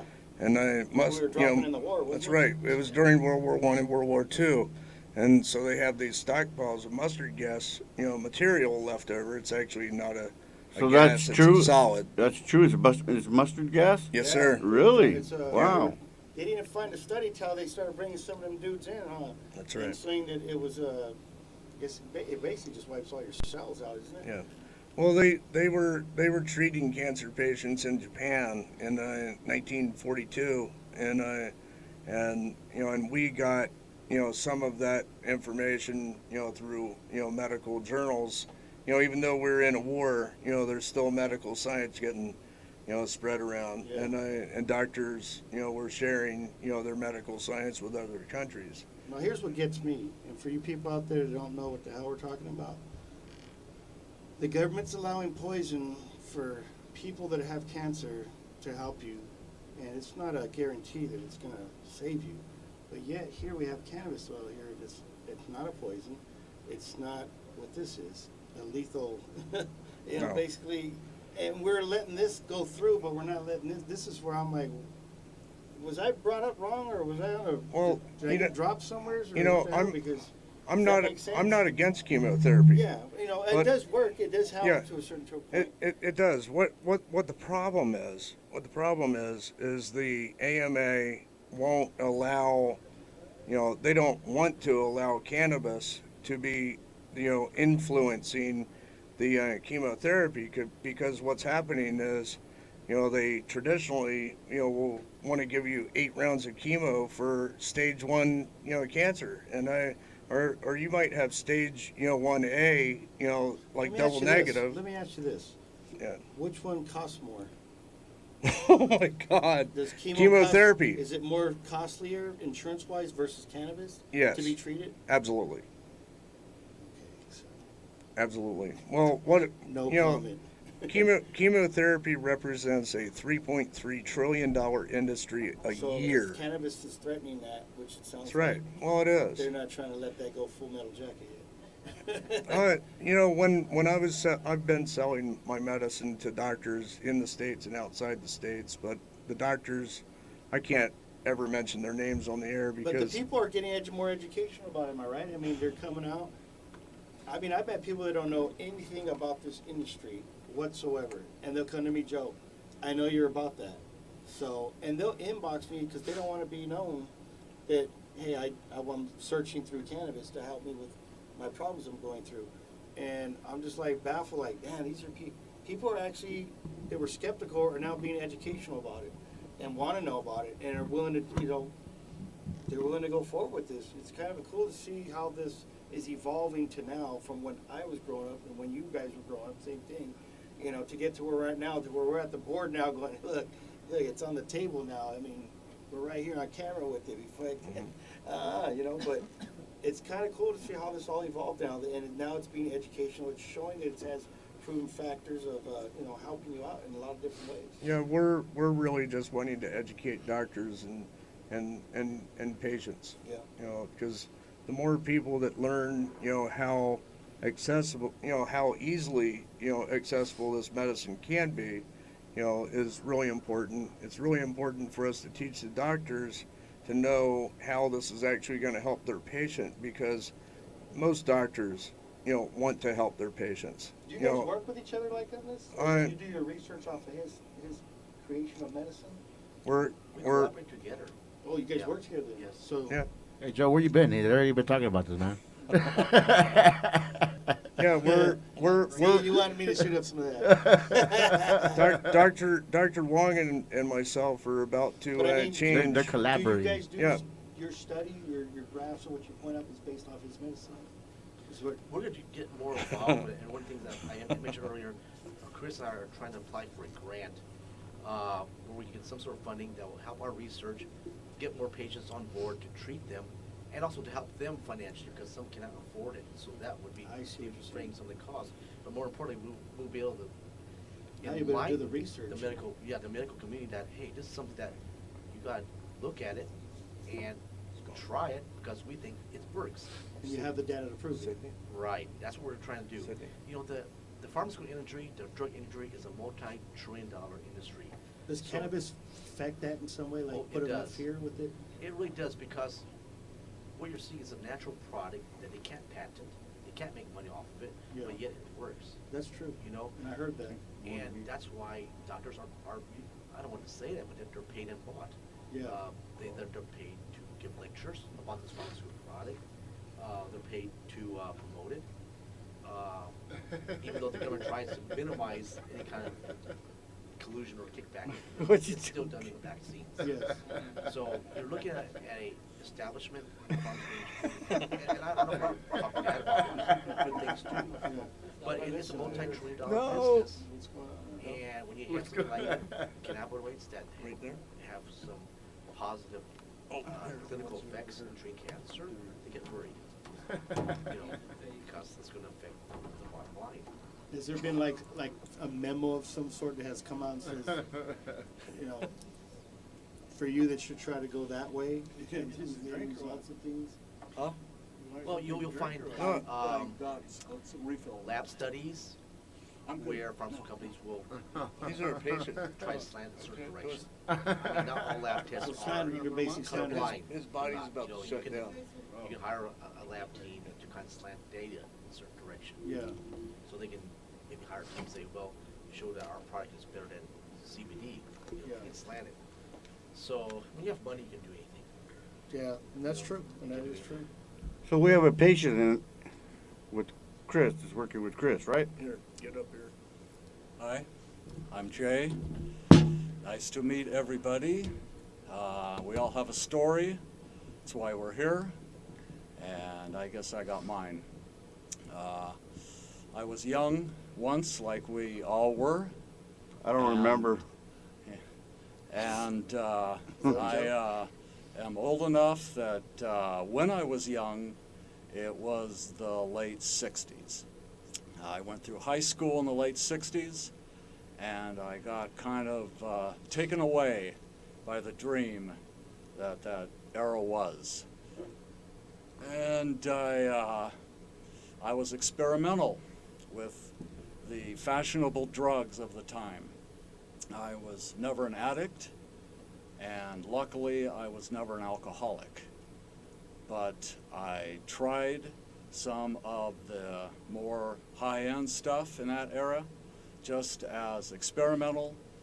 I put a needle in my vein. It was only a few times I did it, but you do that and you run the risk. Do it even once. I got hepatitis. It was hepatitis C, and it was a long saga surviving it. I walked out of the VA hospital 5 times with them telling me that my liver was failing. And really just through good eating, healthy eating, and living just a normal, clean lifestyle, I got lucky and got over those obstacles. Long enough that I was fortunate that the VA allowed me to get on the Harvoni, which 2 months of that pretty much took out the hepatitis C virus. I'm now non-detectable. I'm not contagious anymore, but admittedly, it only took me back about 50%. It certainly took me out of a tailspin. I was starting to drop, and it pulled me out. Took me about 50% back. I was still getting bumps in the road. There were still bumps in the road. I would get sick a little bit still.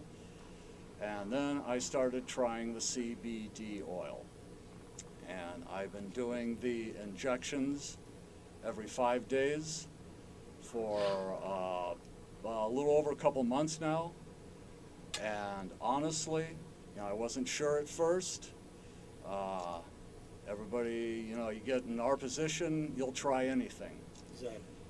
And it really helped me. I can't express how it took so much of the daily illness out. It followed up the Harvoni.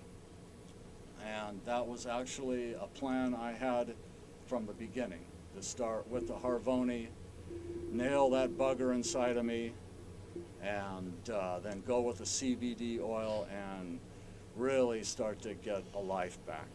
And I wake up in the morning not sick now.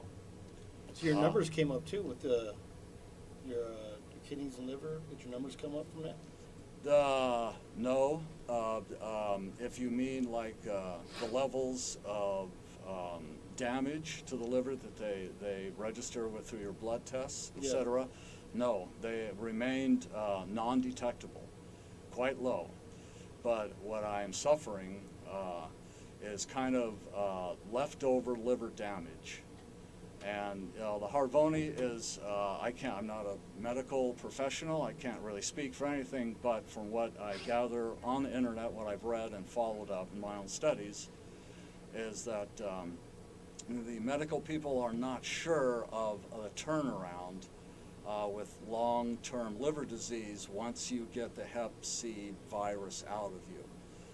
They say you got about a year or two window, and you either going to turn around or you're not. And a lot of times it comes to the more moderate liver disease cases. I was a stage 2 out of stage 4 fibrosis of the liver. Of course, stage 4 is cirrhosis. And I did not make it to there. Halfway, and I've come back 60%, I would say.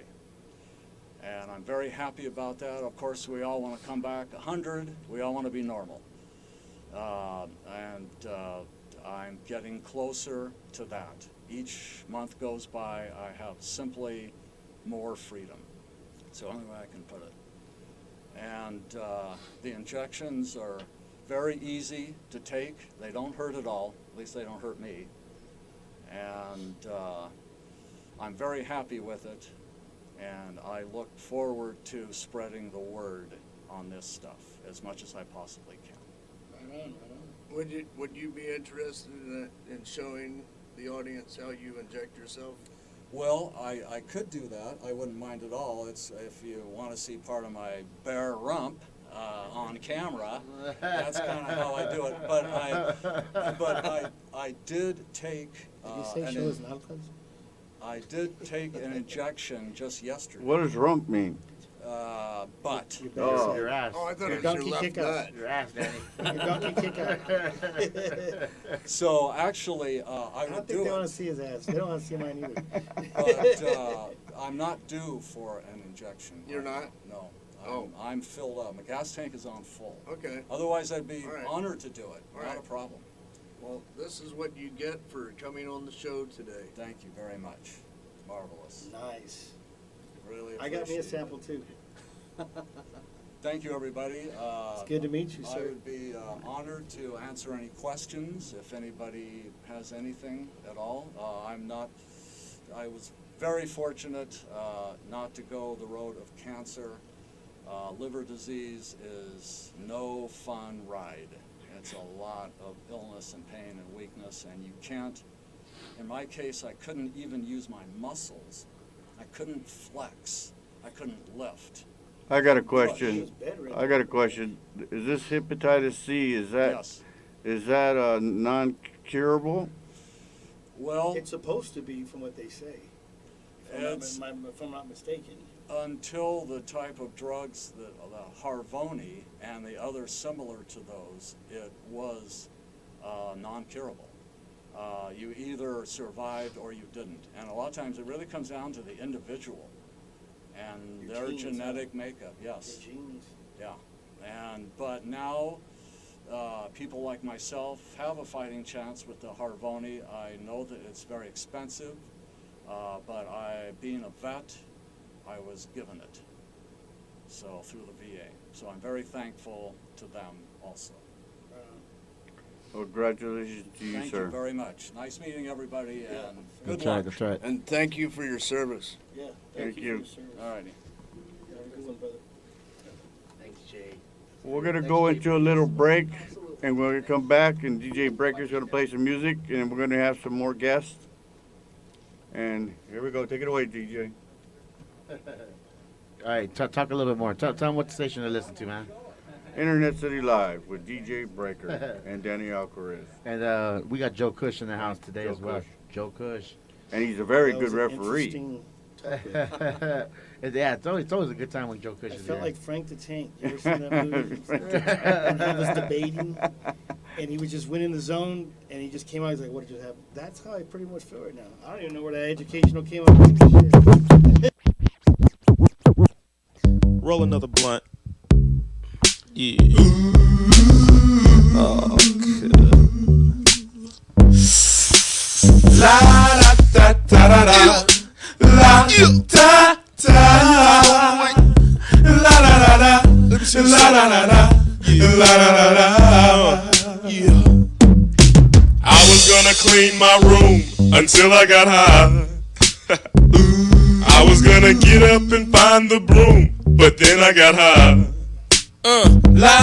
My room is still messed up, and I know why. Why, man? Yeah, cause I got high. Because I got high. Because I got high. La da da da da da. I was gonna go to class before I got high. Come on, y'all. Check it out. I could've cheated and I could've passed, but I got high. La da. I'm taking it next semester, and I know why. Why, man? Yeah, cause I got high. Because I got high. Because I got high. Go to the next one. Go to the next one. Go to the next one. I was gonna go to court before I got high. I was gonna pay my child support, but then I got high. No, you wasn't. They took my whole paycheck, and I know why. Why, man? Yeah, cause I got high. Because I got high. Because I got high.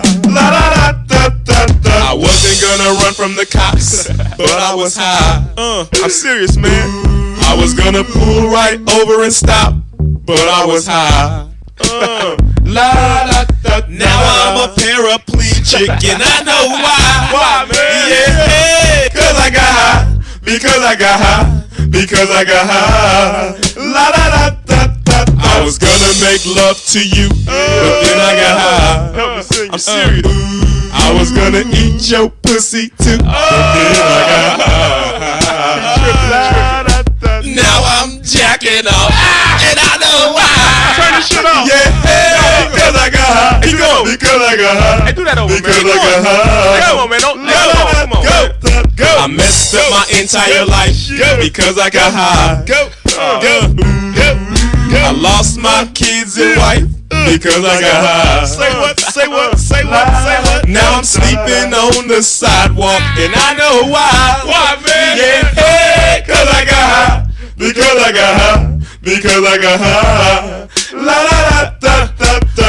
I'ma stop singing this song because I'm high. Baby, I'm singing this whole thing wrong because I'm high. Bring it back. Bring it back.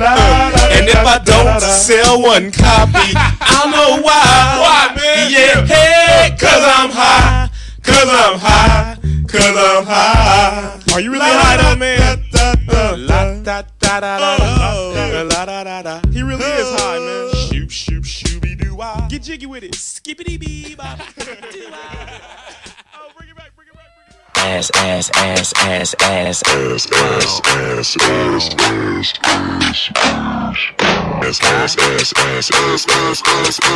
Stop. Now make that motherfucker hammer time like. Go stupid, go stupid, go stupid. I do it, wait, do it, wait, do it. Wobble dee wobble dee wobble wobble. I'm stacking my paper. My wallet look like a Bible. I got girlies half naked. That shit look like the grotto. How your waist anorexic and then your ass is colossal. Like whoop. Drop that ass, make it boomerang. Take my belt off. Bitch, I'm Pootie Tang, tippy towel, tippy tay. You gon' get a tip today. Fuck that, you gon' get some dick today. I walk in with my crew and I'm breaking their necks. I'm looking all good, I'm making her wet. They pay me respect, they pay me in checks. And if she look good, she pay me in sex. Do it, bounce that ass. It's the roundest. You the best, you deserve a crown, bitch. Right on the ass, ass, ass, ass, ass, ass, ass, ass, ass, ass, ass. Stop. Now make that motherfucker hammer time like. Go stupid, go stupid, so stupid. Don't go, do it. Okay, stop. Drop it.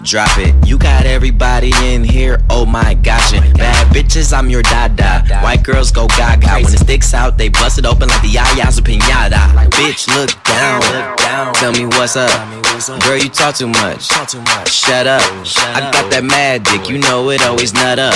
And it got an attitude, no wonder why I stuck up. Pop it, then backflip, your gymnastics got me ecstatic. Your whole crew look like a pageant. I'm dropping cash tip and some taxes. Woo! Do it. Girl, you you got me about to pass out. I'm wondering if Cupid gave you ass shots. Cause I'm in love with that ass.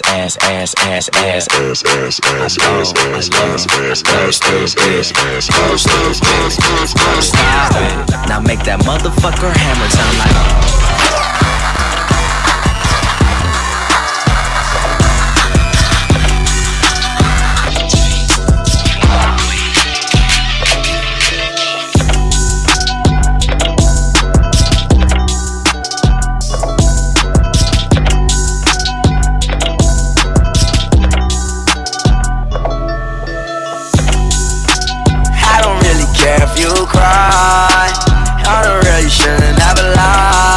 Should've saw the way she looked me in my eyes. She said, baby, I am not afraid to die. Push me to the edge, all my friends are dead. Push me to the edge, all my friends are dead. Push me to the edge, all my friends are dead. Push me to the edge. Phantom, that's alright. Inside all white, like something you ride a sled down. I just want my bracelet, I'm mad. Her bracelet, her man now. Everybody got the same sweat now. All the way that I check now. Stacking my bands all the way to the top, all the way to my bed falling over. Every time that you leave your spot, your girlfriend call me like, come on over. I like the way that she treat me, gon' leave you, won't leave me. I call it that Casanova. She said I'm insane, I wanna blow my brain out. Johnny on the play out.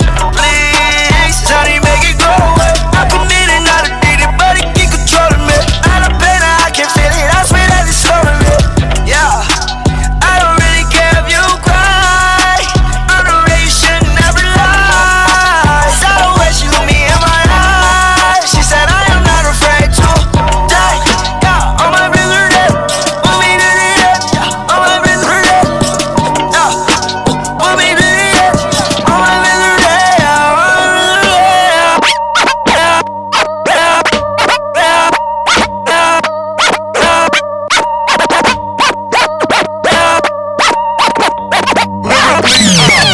Untouchable, uncrushable.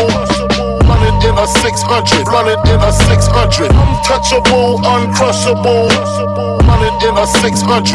in a 600. Yeah. I drops every blue moon to separate myself from you kings of the YouTube. I am more YouTube. I am like Bono with the edge. In Mexico, fuck Donald and his pledge. Legend has it, the wrist is magic, the left is Paddock. Philippe's replaced by Matuisa. Ignore most requests for the feature, unless it's getting played on the beach in Ibiza. While she fucking Nisha, and she sucking Shisha. Can't you see my total?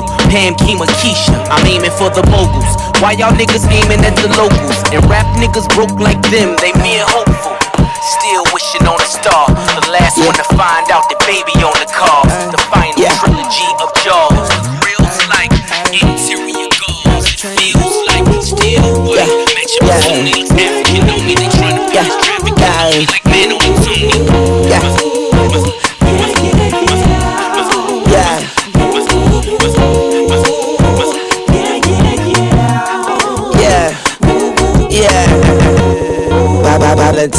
Get up all in ya. We can hear the angels calling us. And we can see the sunrise before us. And when I'm in that thing, I make that body say, you know what I mean? Say, like a cop call. Hey. I make it say, throwing the buck in the latest drop. I got stopped by a lady cop. She got me thinking I could date a cop. Cause her uniform pants were so tight. She read me my rights. She put me in a call. She cut off all the lights. She said I have the right to remain silent. Now I gotta holler, sounding like a siren. Talking about and I know she the law, and she know I'm the ball, and she know I get high, above the law, and she know I'm raw, she know I'm from the street, and all she want me to do is fuck the police. Talking about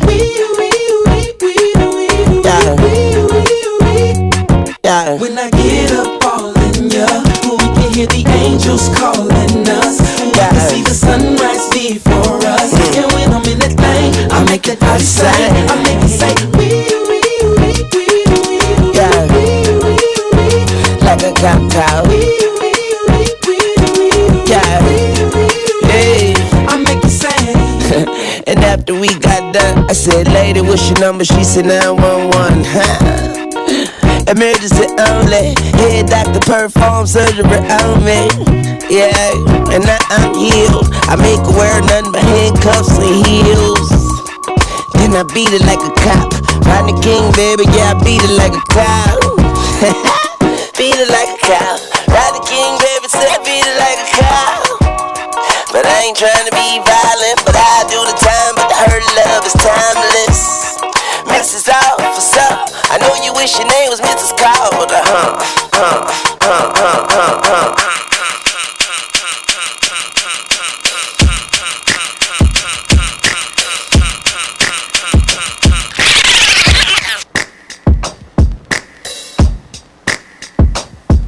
Oh Lord, won't you buy me a Mercedes Benz? Friends all drive Porsches. I must make amends. Worked hard all my lifetime, no help from my friends. So, oh Lord, won't you buy me a Mercedes Benz? Oh Lord, won't you buy me a color TV? Dialing $4 is trying to find me. I wait for delivery each day until 3. So, oh Lord, won't you buy me a color TV? Oh Lord, won't you buy me a night on the town?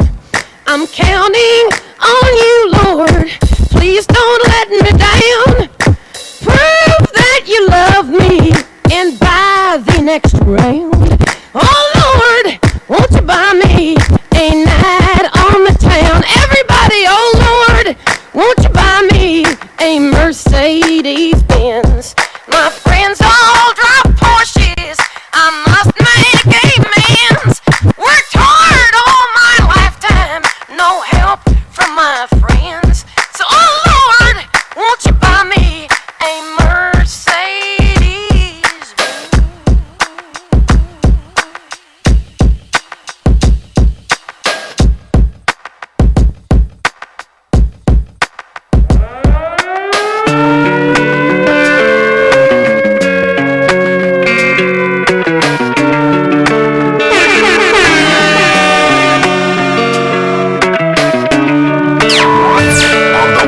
Of steel. It's DJ Breaker.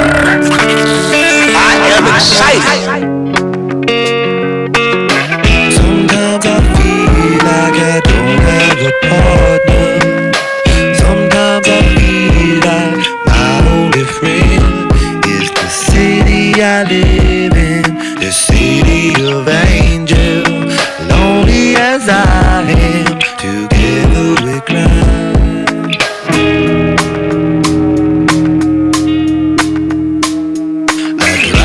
The streets, 'cause she's my companion.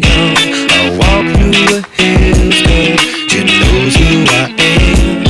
She sees my good deeds and she kisses the windy. And I never worry, now that is a lie.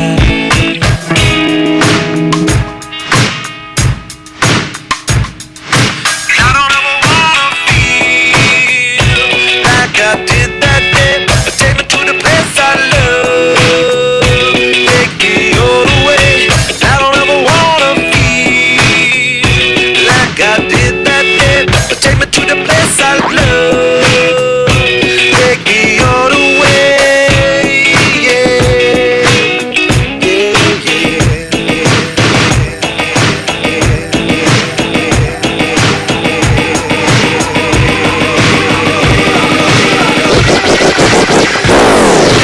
Here I go again on my own, going down the only road I've ever known,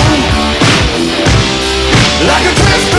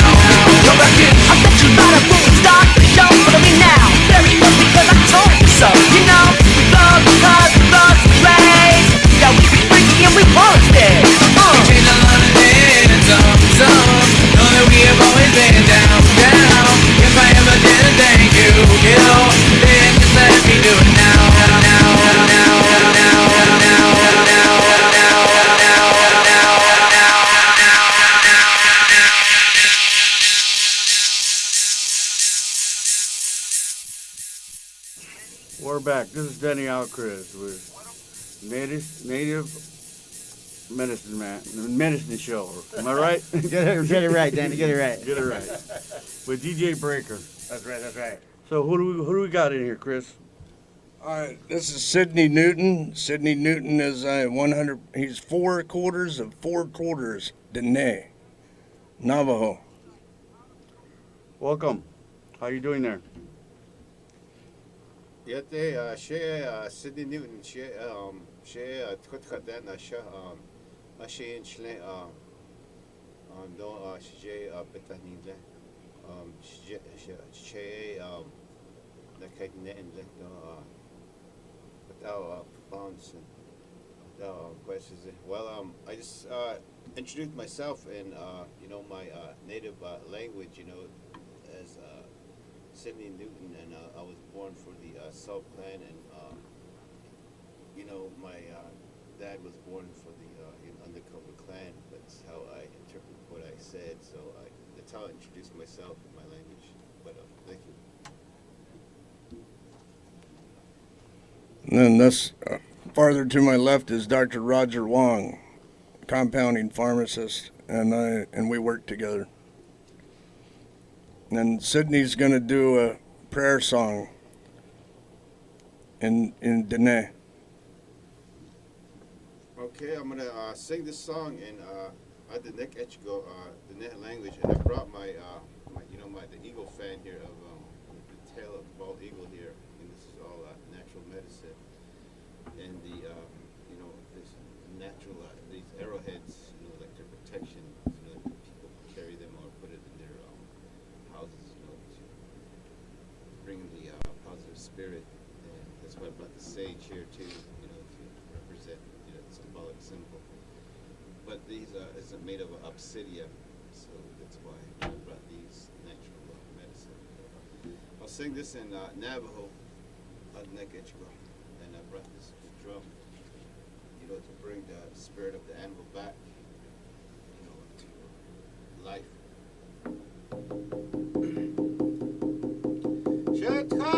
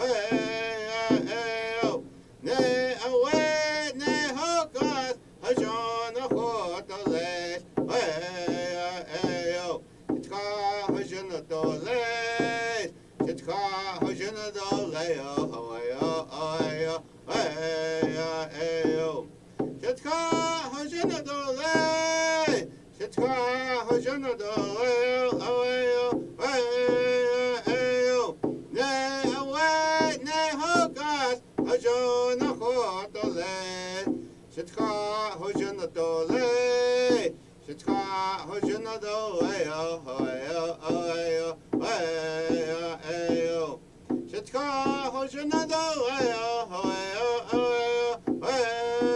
Aweo Ne Awe Ne Hokas Hojana Hotole Aweo Shitka Hojana Dole Shitka Hojana Dole So in that way, I pray in the four directions. I brought this tobacco too to represent, offering, to the earth. So I pray that way in the four direction. Shitka Hojana Dole, like I pray, Creator, for our babies that are born into this world and come through the womb, hardship and then sadness, beauty. So I pray that way, that language, the Nekache, the people's language, don't belong to us, it belongs to the people. So I pray that way, and I pray that with the medicine, the healing, the PO, the natural, elements, the plants, the healing of, the cannabis that heals people, and then PO, that tea, that heals people, all the herbs that we use. And, sometimes they say it's not legal, but that's another story. So, but everything we do is it's legal. That Creator allows us to pray this way. So that's how I pray. I use this drum too. I'm using this at ceremonies, and I use it daily. I live my life. I pray to Creator with it. Ahomedakiasi, Vijonasli, Vijonasli, Vijonasli. It's beautiful again. It's beautiful again. It's beautiful again. That language means Vijonasli. It's beautiful again. Without that's how I say my language. This is how I talk to you.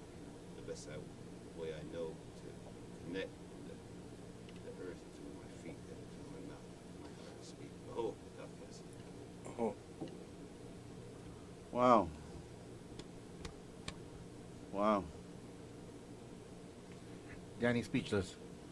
I am. That was really, really something. Yeah. The peace pipes, did they put cannabis in the peace pipes back in the Indian days? Yeah. Back, they more or less probably put these cannabis or peyote. Tobacco. Yeah. So it's called a chinupa, pipe. But most of the time they put tobacco in it, and they use it at ceremonies. It represents the man, the woman, and the universe. When it's connected, that's when life is formed. It's what that pipe represents. They call it peace pipe, but it is. It represents something peaceful. Because Native Americans or American Indians, how I just say the neck. That's what I say. I'm the neck because of the people. When people say, who are you? I say, oh, I'm the neck. Everything I say, I try to connect with white people that way, language. So some people say American or whatever language, Hispanic. We all bleed red though. We're all brothers. We all have the same blood. So that's why I pray that way. I've been walking this road since I came into the world. But it's good that we're allowed to say what we say in this country. Some other countries we can't speak what we say. So the doctors, that's thanks for bringing that up. But the pipe, the chinupa. But I always wondered about that. Yeah. And there's also the, when the chinupa is not being used, it's separated.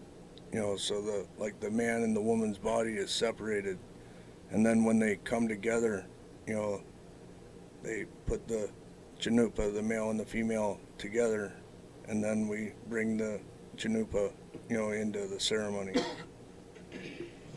So, the Indian days, did they believe in higher power? Or did they believe in God? Creator is higher power. Creator. Fascinating. There's Tungshla, and there's Shungtawakan. You know, Shungtawakan would be Creator, the Great Spirit, and Tankashla is like Jesus. But we usually call him by his real name, which is Yeshua. So that was way back in the day. Is Joshua? Is that what you said? Yeshua. Yeshua. That was his Hebrew name. So thousands of years ago? Yeah. Really? I didn't know that. Yeah. I didn't know that. Actually, the Cherokee language and Hebrew cross over about 50%. You know, the Cherokee are considered the lost tribe of Israel, but I think the Hebrew are actually the lost tribe of the Cherokee. Really? Yes. Yeah. Well, that's a trip. Yeah. Yeah. So where are you from? Navajo. From well, I guess I'm from two different areas. I help the Lakota people as well as with the Net people. When you guys talk about the Chinoopa song, this is the way I could really, because we help each other. With the other tribes, we don't really fight among each other. We help each other. We need singers. Singers come down, we help them, and we can sing it in their language as well as in ours.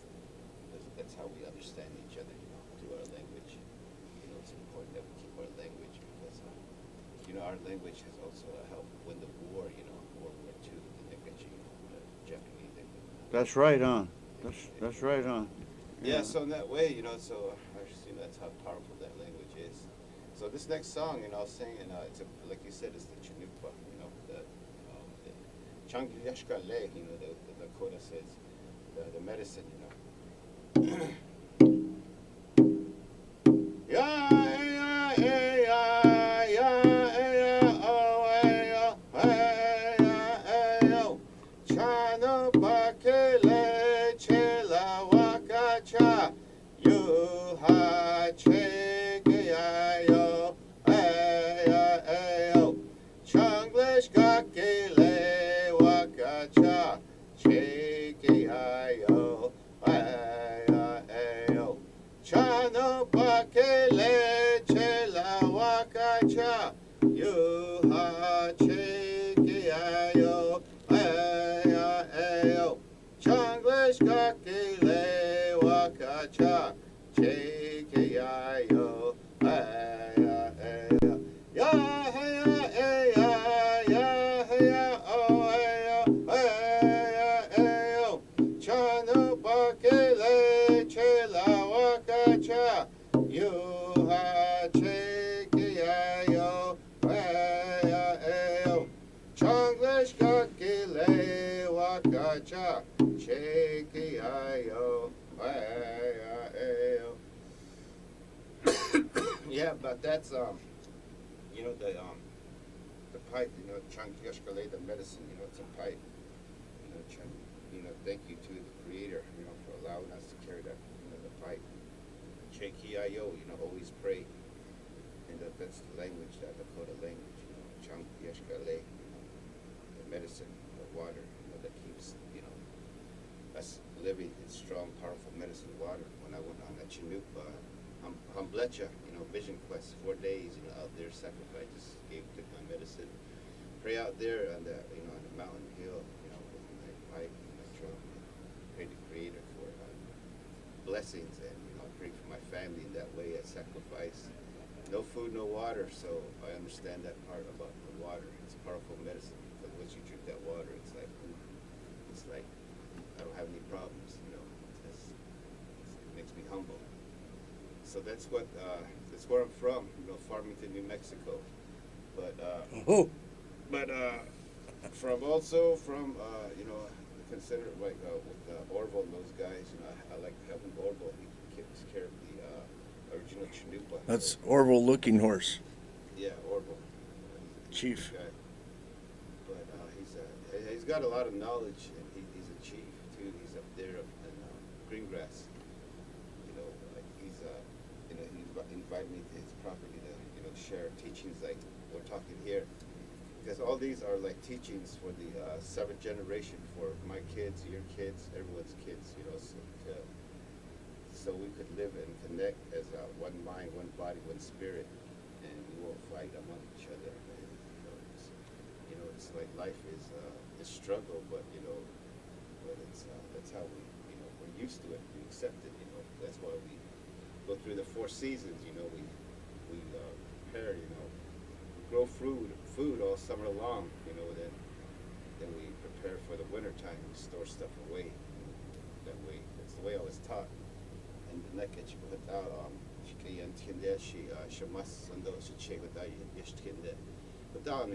se tsui gaten den shit in den ja they have got the general go got the shit tsui but kinan te but gan catch you just hit the lake. He said, yeah, learn the white man's language, learn their ways, but just use it to survive. Don't get greedy. Just use the money to buy food and get through the next season. So that's how I live. I just live that way. How did you guys come together? Oh, we met in a coffee shop. Really? Yeah, in Venice. Really?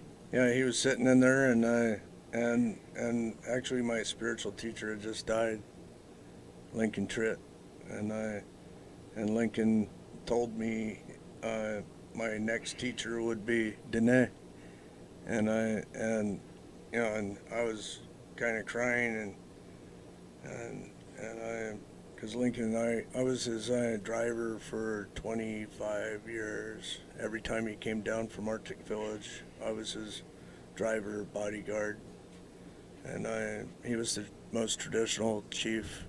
He was the most traditional teacher, spiritual teacher in North America. Actually, the most traditional Native American spiritual teacher, period. And Arctic Village has really nothing, but they have everything. And it's inside the Arctic Circle, about 120 miles north of the Arctic Circle in Alaska. And I was accepted into the clan as Gwich'in, and I met Lincoln on a beach in Big Sur in 1990. We both saw a poster that said traditional Lakota sweat lodge on the beach Friday night, and so I thought to myself, oh, this isn't traditional at all. First of all, there's a poster. So I gotta go check it out. And so Friday I walked down, to the beach in the morning, because if it's a traditional sweat lodge, they start the fire in the morning to purify the stones, so the stones get purified all throughout the entire day. And then whoever, roadman, roadwoman, whoever's leading the sweat will bring the stones in for all the people. Anyway, he knows better than me. So what do we know? What do we know about Apaches? Apaches are part of the Navajo band tribe. They speak the same language, but maybe a different dialect. Instead of saying like Shamasan, they'll say Tamasan. So they're like, they're also related, to the neck. Mescalero and Mescalero. Yeah, they shape they're like pretty much in the Mexico area, and they're okay people, just like just like the song I'm gonna sing, just like it says. So I guess I'm okay people because I'm Apache. All right, yeah. Well, the song's for you and your family, your elders, your grandmother. I'm Flagstaff, Arizona. Oh. Right, yeah, there's a lot of Navajos right there too. So I get it. Chamasane do che habenashne, ay. Shamasana dosha che, Habinashne, Habinashne, Ayo. Shamasana dosha che, Habinashne, Olo, Digena Janago, Bahojon Shiftene, Ayo. Ego Benina, Shamasana dosha che, Habinashne, Ayo. Shamasana dosha che, Habinashne, Habinashne, Ayo.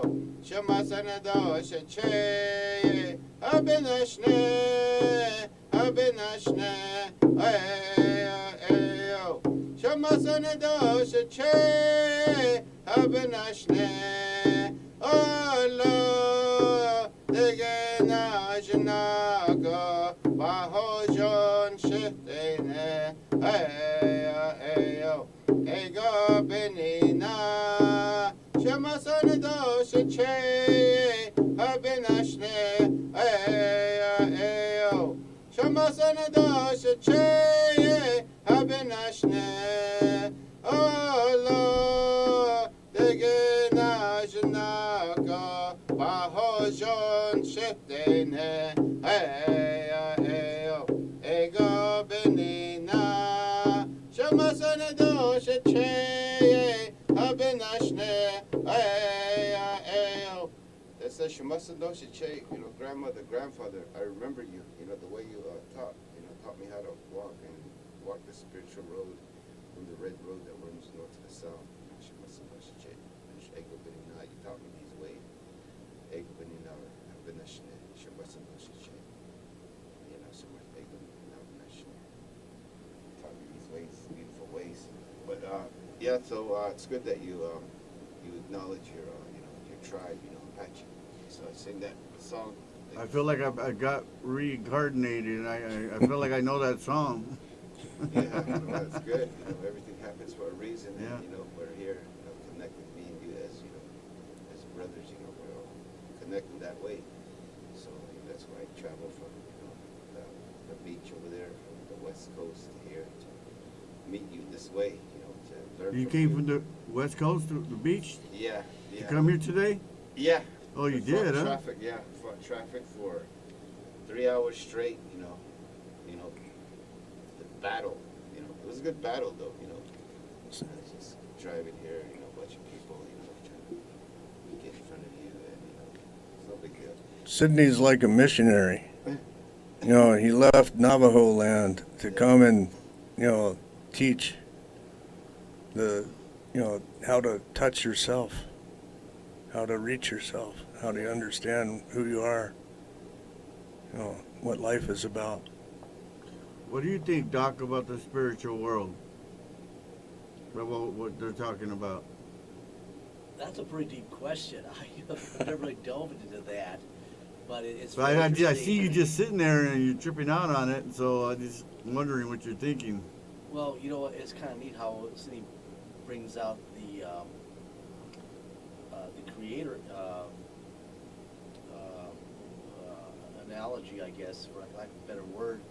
I'm Christian, so I kind of, I come with a Christian background, but I can see some similarities when he brings out the creator and, the four corners of the earth.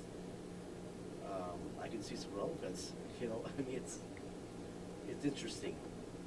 It is, huh? So I can say, yeah. It gives me a great appreciation for his tradition, what he goes through. In Christianity, there's like 10 basic, commandments or laws, and in the Torah and the Quran, there's 2,137 in the Quran laws, of sins, and we most Native people that are taught, to understand, how to, honor everything that is around us, everything including, the this metal object, that phone, that TV screen, the monitor, the camera, this beautiful sister over here, all my brothers, all the creepy crawlers, the ants, the cockroach, the rabbit, the bear, everything on this planet, virtually. We honor everything. And as long as we honor everything, then we honor ourselves. Breaker, you're Indian, right? I guess where Mexicans are Aztec, Yes. Aztec in Spain, right? Yes. So, is that what you are? Well, I'm Mexican, so you're Mexican too, man. Yeah, well, I'm Apache, so I know him. I was just wondering what you were. Yeah, I don't know. I don't know what my Native American background is, man. Or so I guess the Aztec is from Mexico, right? Pretty much, yeah. They traveled. Yeah, they traveled. They traveled, very far. They traveled. The Aztec actually traveled all the ways up to, where it was cold, and all the ways to the tip of South America and beyond, And they're found to be as far as over as Egypt and North Africa, and then they came back. Right. They were travelers, and they brought the mounds. They brought the pyramids. They brought the understanding of building something high so that you can get closer to God or Creator. That's what the whole thing is about the steeple on the top of the churches. They put that steeple up on the top of the church so that it can touch Creator, so that the energy can come down through the temple, and the energy will come, into the congregation of all the people that are experiencing, the energy, or experiencing God, in that temple. They believe that that's where it is. I believe that it's us. So are we speaking like the Tower of Babel? So to speak? I suppose. I don't know what the Tower of Babel is. I'm not actually Christian, so I didn't ever read the Bible. Well, the Tower of Babel is when they were trying to reach God and shoot him with arrows, and everybody changed their languages. Wow. Pretty deep. Oh. I think I remember that. I have heard that story. Yeah, that's what they were doing. That's when all Right. languages changed. Right. So that's when it all started, basically, in the Christian, or the Bible, actually. Right. So that's a deep subject, but I don't know. my mother's side of the family, they're Christian, but my mother honored my father, and my father didn't really talk too much about Christianity, because his mother was Lenny Lenape, and they were Hebrew. They accepted Judaism. Oh, really? Yeah, because when the Christians first came, they persecuted the native people, and imprisoned them and shipped them off or killed them, and some of them got eaten. A lot of native people got eaten because the people that came to this world, new world, didn't know anything about how to survive, so they ate what they had to, and unfortunately cannibalism happened. They still do that today, basically. Yeah. They still do it today. Yeah, I kind of do a little bit of cannibalism on my girlfriend once in a while. Okay. I'm afraid that's what part. I can't talk about that. That's the Triple X show. So, what does the Navajo believe where we go when we leave this earth? Probably like into like another world, like another dimension. It's not a bad place, but a place where there's no more pain, or no more emotional, no more physical pain. That way, that's what I believe, because see, my parents they're Christians, but but they don't, you know, they don't judge me of what I believe in. You know, they don't judge me of me believing in, you know, like, the Creator. You know, my parents are both alcoholics. You know, my mom went to prison, so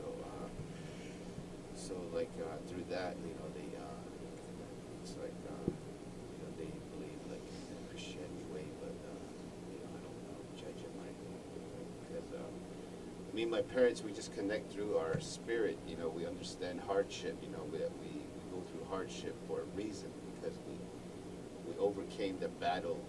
You know, that we were dealing with our demons. You know, or I call it the negative spirit. You know, to me, a negative spirit is like you know, you can ask it to leave. You know, like when I got here, you know, I prayed on this property. I walked in, I prayed. You know, I smoked my herb and prayed on this property. When I walked around to ask the negative spirit to leave, so we can have this. You know, this is kind of this ceremony right here. So we can have the positive ceremony. So that's how I look at, you know, when they say what you believe in, you know, what's your belief? You know, that's because I'm like my own medicine person. I'm my own healer. You know, I like make my own decisions. You know, I don't have to go to a preacher or you know, like, I have to confess. I give my sins or whatever they call it to this the Creator, and you know, then the next day it's a new day. You know, it's, you know, you're reborn again. You know. So Hallelujah. I was always That's curious what I believe. Yeah. what a doctor would believe where we go after we leave this earth. Sorry, what was your question again, Danny? My question was, I was always curious what a doctor would believe, what he believes or she, where we go after we leave this earth. Oh, that's a very good question. Being brought up under Christian principles, I believe in a heaven. I believe, well, actually, there's two realms, heaven and hell, and we have a choice which way we go. This is a really deep subject. I think I'm underqualified to answer that. You know. Too much time in the lab. Yeah. Well, how does your spirit feel where we go? How do our spirits? How does your spirit Oh, my feel, spirit. your spirit feel where we go? Well, I mean, my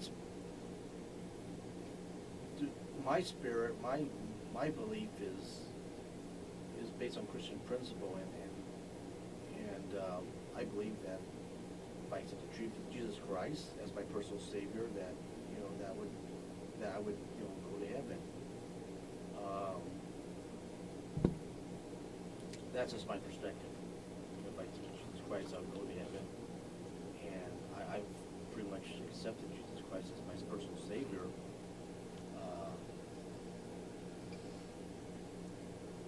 And you know, to that end, well, you know, we're all sinners basically.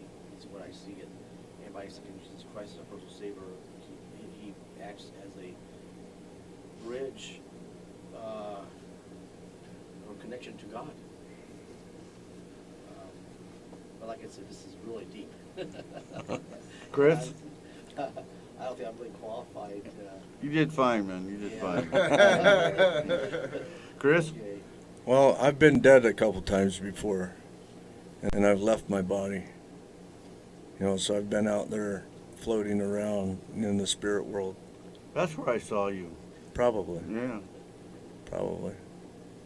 I died on the operating table in 2011, and on January the 5th, 2011, and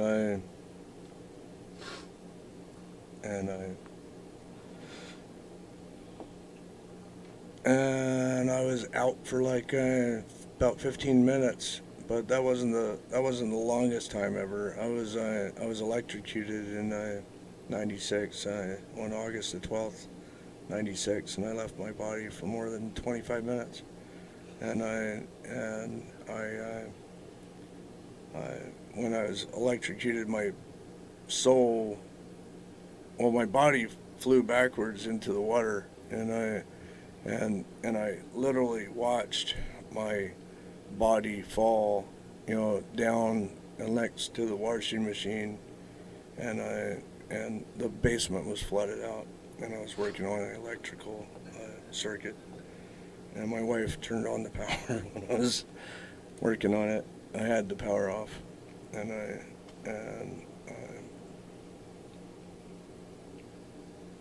she ran upstairs, and I couldn't hear anything. I mean, once my soul came out of my body, there was no sound. And I did see color, though. A lot of people say that you don't see color, but I did actually see color. They were just muted, and I was definitely confused. I had done, Vision Quest, I'd done, when I was 12 years old, I did peyote, several different times in ceremonies up until I was about 16 years old. And so there, when you go on a very deep, quest, you may leave your body if the roadman decides that he's gonna take you there. So it wasn't something absolutely new for me. I think I was scared but not petrified. So do we have any more guests that you want to put on? Yes, I do. I have Rick Lyles, and does Joe want to come on for a minute? Okay, Rick Lyles. Yeah, Rick. Rick, why don't you watch down here? You can talk to the Yeah. Rick Rick was my sponsor for the development of this medicine.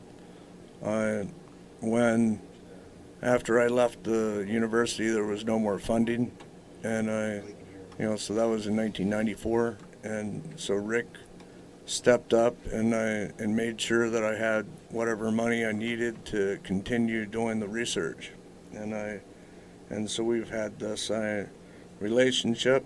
He didn't understand it. He just knew I was doing something good, and so he's basically funded me all these years, and now for the first time I put him in the lab working side by side with me, and So what do you mean by sponsorship?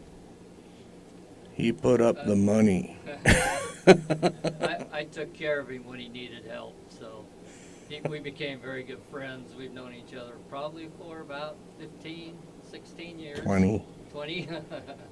But, yeah, I helped him out when he needed help, when he had cancer. He got down to where he was, 135 pounds. He had cancer, and they told him, go home, you don't have much time to live. And he started treating himself with this medication, actually. And I saw him starting to improve, and I thought, wow, he's really got something going here. And I knew he needed help, and so financially, I helped him as much as I possibly could, and now we've become partners. Yep. Because of Rick, I'm alive. That's Because what I was just thinking. He saved your life. That's right. He did save my life, and actually, because of him, he's going to save millions of lives. I got goosebumps right now. Can you see him? Do you see this? We make a good team. We both have the same energy, and I'm 68 years old, about 13 years older than him, but we have the same energy, and we get in the lab and we just stay in the lab. We're in a 200 square foot white room.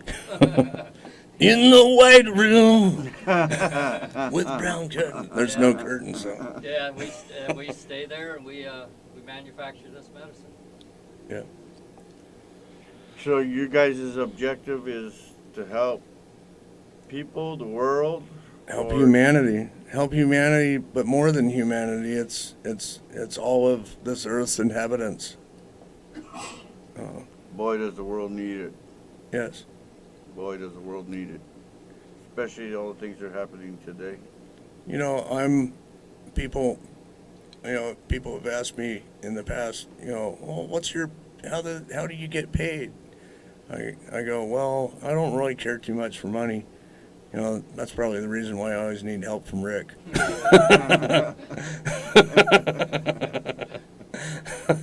But the blessing is when people accept it. And another thing, without the money, it's sad to say, but without the money, we wouldn't have the medicine. Yeah. And because we were able to have some money, we were able to create this medicine that we know for a fact helps people cure diseases. Yeah. I'm going to ask this odd question, okay? It's going to be biblical through Revelations. So, at the end of time, there's going to be famine, bacteria, viruses, the whole 9 yards. My question is, with this cannabis, doctor, would we be able to do some kind of survival kit to help these people throughout the world with all these famines that are coming around, with all these different mosquitoes and blah blah blah? I guess, does everybody know what I'm talking about? Yes, I do. Actually, if we have like a nuclear holocaust, something like that, we can actually put together a kit. We can put together a kit of different vitamins and different minerals that will protect you or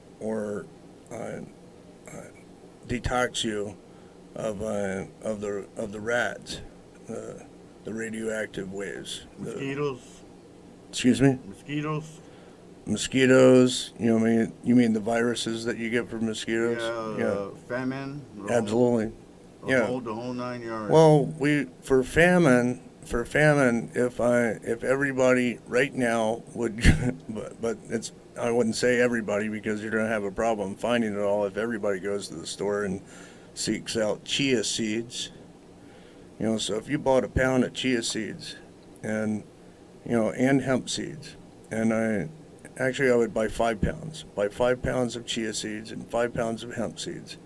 That's enough food for one person to survive for a year, because you take an ounce of chia seeds, not even an ounce. You take a 1/4 ounce of chia seeds and soak it in water for about 8 hours, and that 1/4 of an ounce of chia seeds will turn into a solid quart of water, of material. So you put it in a quart of water, and it turns into basically like oatmeal, but it's chia seeds. Chia seeds are like one of the highest, energy, whole food proteins that you can put in your body. In fact, the caveman that they, or what was it, the Iceman that they found a few years ago, there were 2 types of seeds that he had in his pouch. It was hemp seeds and chia seeds. Doctor, what's your opinion?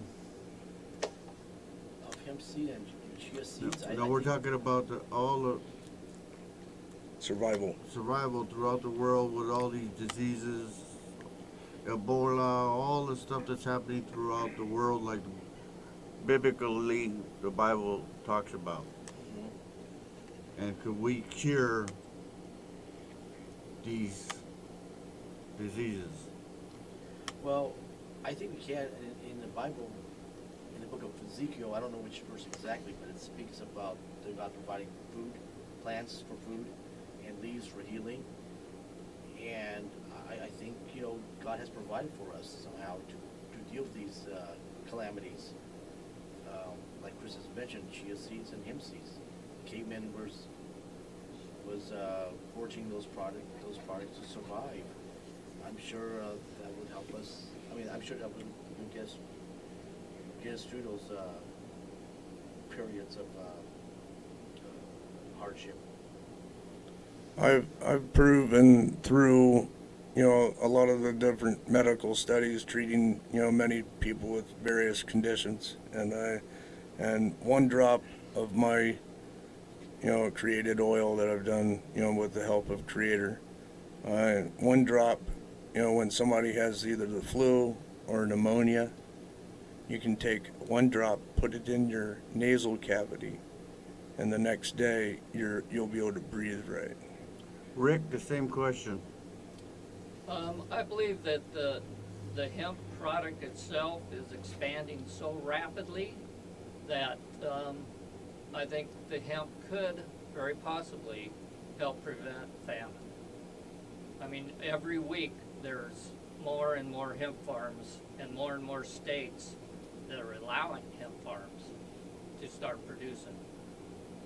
So if hemp is the answer for famine, then I think we have a good chance. Mr. Navajo, your answer. Well, well, it's happening right now, and we just, we've been going through this since the start. So we just deal with it, and we have ceremonies and we pray about it, and that's how, like Chris says, I've been in hospitals too.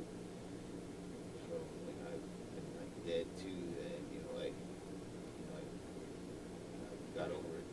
Here I am. So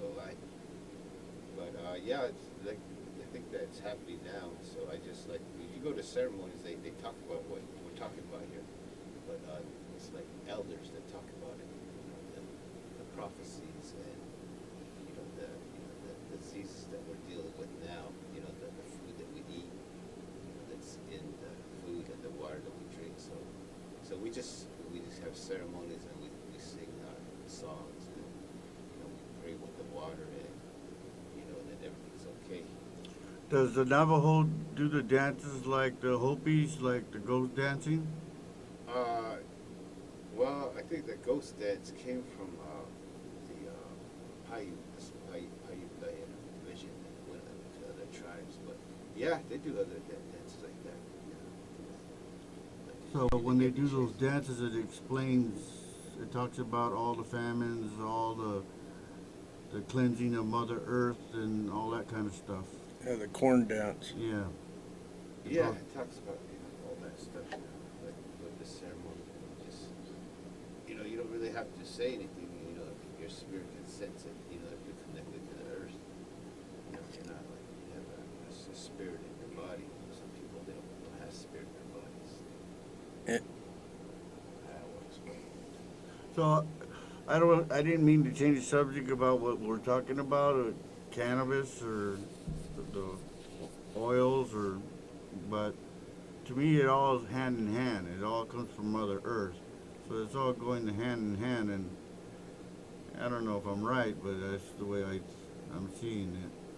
Well, we completely have no problem answering the questions that you asked because it's all what we believe in. And I would ask somebody that has no knowledge of any native culture, if they were to go do one ceremony, go witness one ceremony, I would ask that they go witness the corn dance in March out on Second Mesa.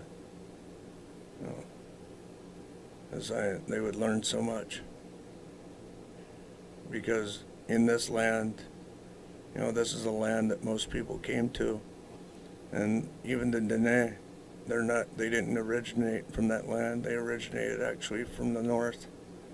They came down because there was famine about 2,000 years There was a huge tidal surge tidal wave that came, and it blanketed most of the north and all the ways down the coast, and that caused famine because the tidal wave was like 600 feet, and it struck the coast going 1,000 miles an hour. Is So that true? that is true. 600 feet. Yes. Really? Yes. Oh, I didn't know that. Oh yeah, you can go back into the history books and you'll see it. Oh wow. Yeah. The biggest devastation where it happened was, in the far north in Alaska. But then it's a wave, so it's just like a wave that you go surf on, that you'll have your peak, and then farther away from, where the center of that, quake was, it'll be smaller and smaller and smaller and smaller. So this is for all of you. So do you believe, we got about 15 minutes left, so all of a sudden cannabis came out in the open. So do you believe that it is a God's miracle or the higher power miracle that is coming out and making these cures? I believe that it's always been here, But I mean, it's coming out now, so it's. Oh, it's definitely. It's God's miracle or a higher power miracle. I do thank God. I thank Creator. I actually thank all of them. I mean, I am Buddhist, but I actually pray to all of them. I mean, because if I want to be heard, I'm gonna pray to Jesus. I'm gonna pray to Yeshua. I'm gonna pray to Jehovah. I'll acknowledge all of their names because, there's no right or wrong when it comes to, the belief in the goodness of God. It's all good as long as it's good for us. As long as the intent is healing and loving, then there can be no harm. Rick?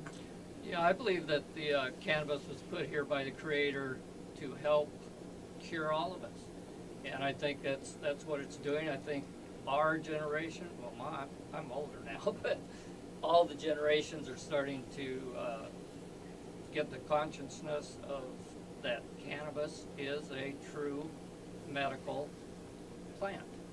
It's not just to get high. It works for healing. You can't say, oh well, this this oil cures cancer. What you can say is this oil helps boost your immune system to help fight cancers and other illnesses. And I believe that medicine was put here by the Creator to let us all experience it. Doc?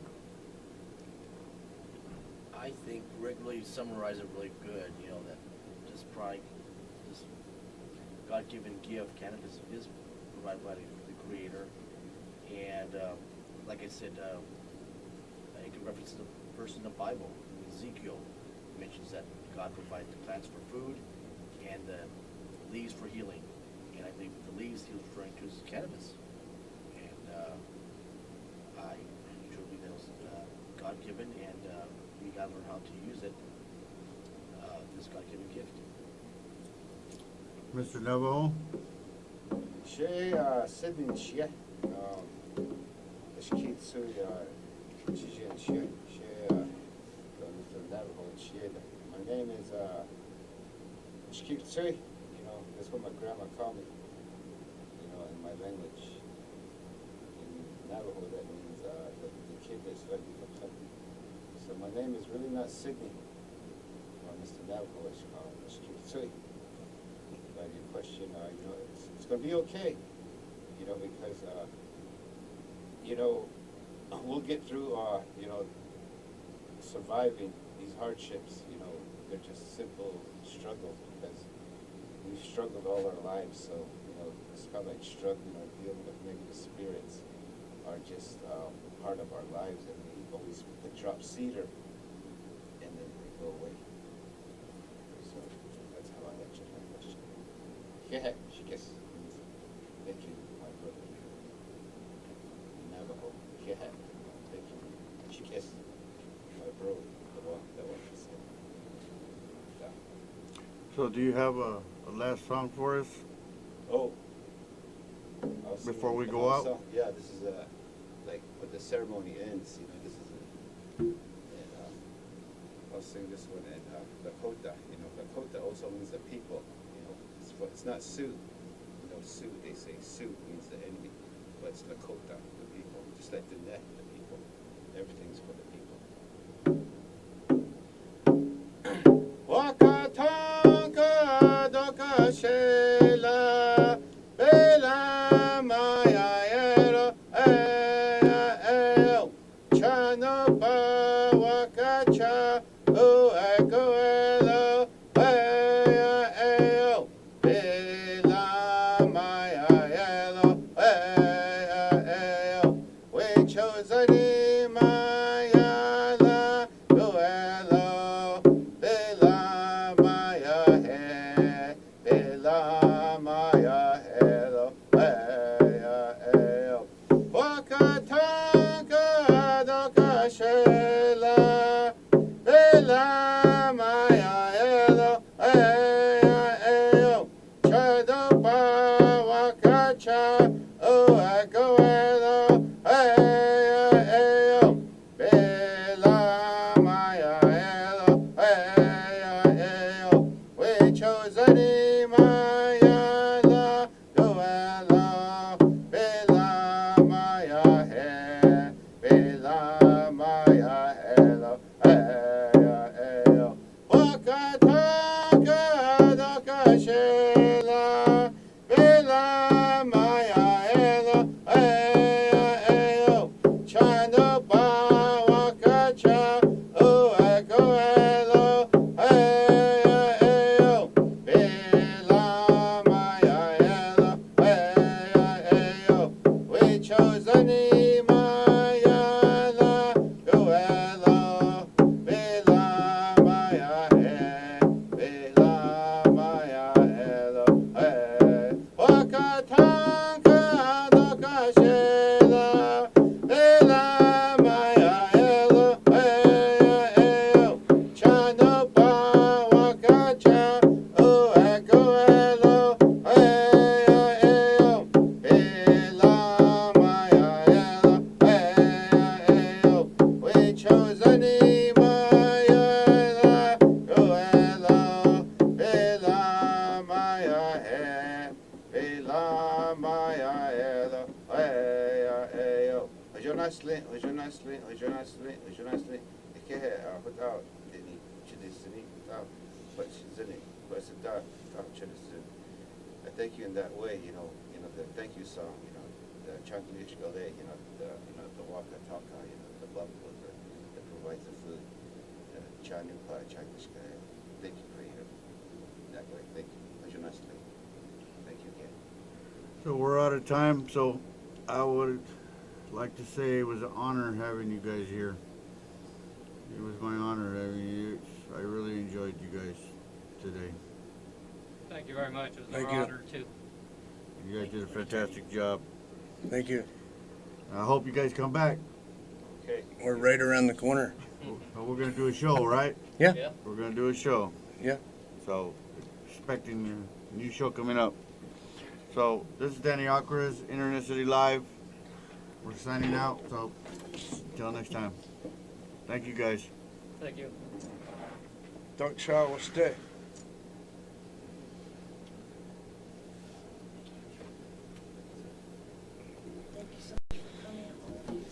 Okay.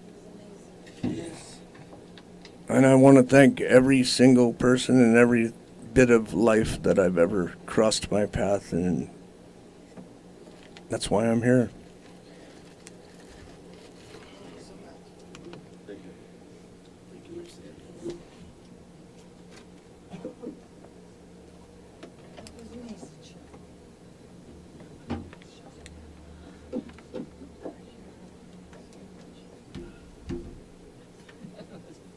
My wife's here too. Oh, I hope I wasn't too harsh on you guys. Oh man, you got some really tough questions, dude. Really tough questions. What am I going to do with this? Sublingual. If you have Joe. any sleeping trouble, pain. Joe. David Breaker. All right, cool. And Joe. I know I took your time, so you're welcome to do an hour if you want. That's cool, man. I'll leave this here for them. I'll take this try one. some of this. Thank you, Sidney. Yeah. Thank you. What is it? Good to Appreciate see it, you. yeah. Yeah, I'll try it. Want to get your set? Yeah. You got another set of these? Right there. I just left that. This one's mine. So I want to get So- the breaker. So this is the injectable. I don't know if you want to inject or not, but this is sublingual or eardrops. Oh, there's one. If you have insomnia, pain. So the big one's injectable, right? Yes. Yep.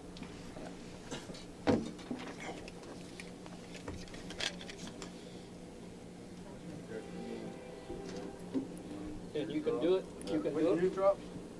Eardrops and sublingual. I was actually leaving all of this for the house.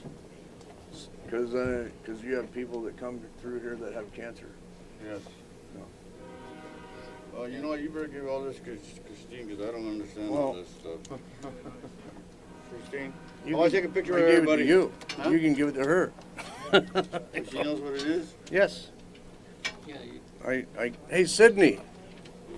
Sydney, this is yours. No. you were giving Christine, right? What? You were injecting Yes. her. You gave Christine. I gave her. Yeah. Thank you. I'm going to take a picture with Sydney. Oh, everybody. Sydney, come back. The day that you decide to start injecting this, you're gonna have a nice pile of it to last you a while.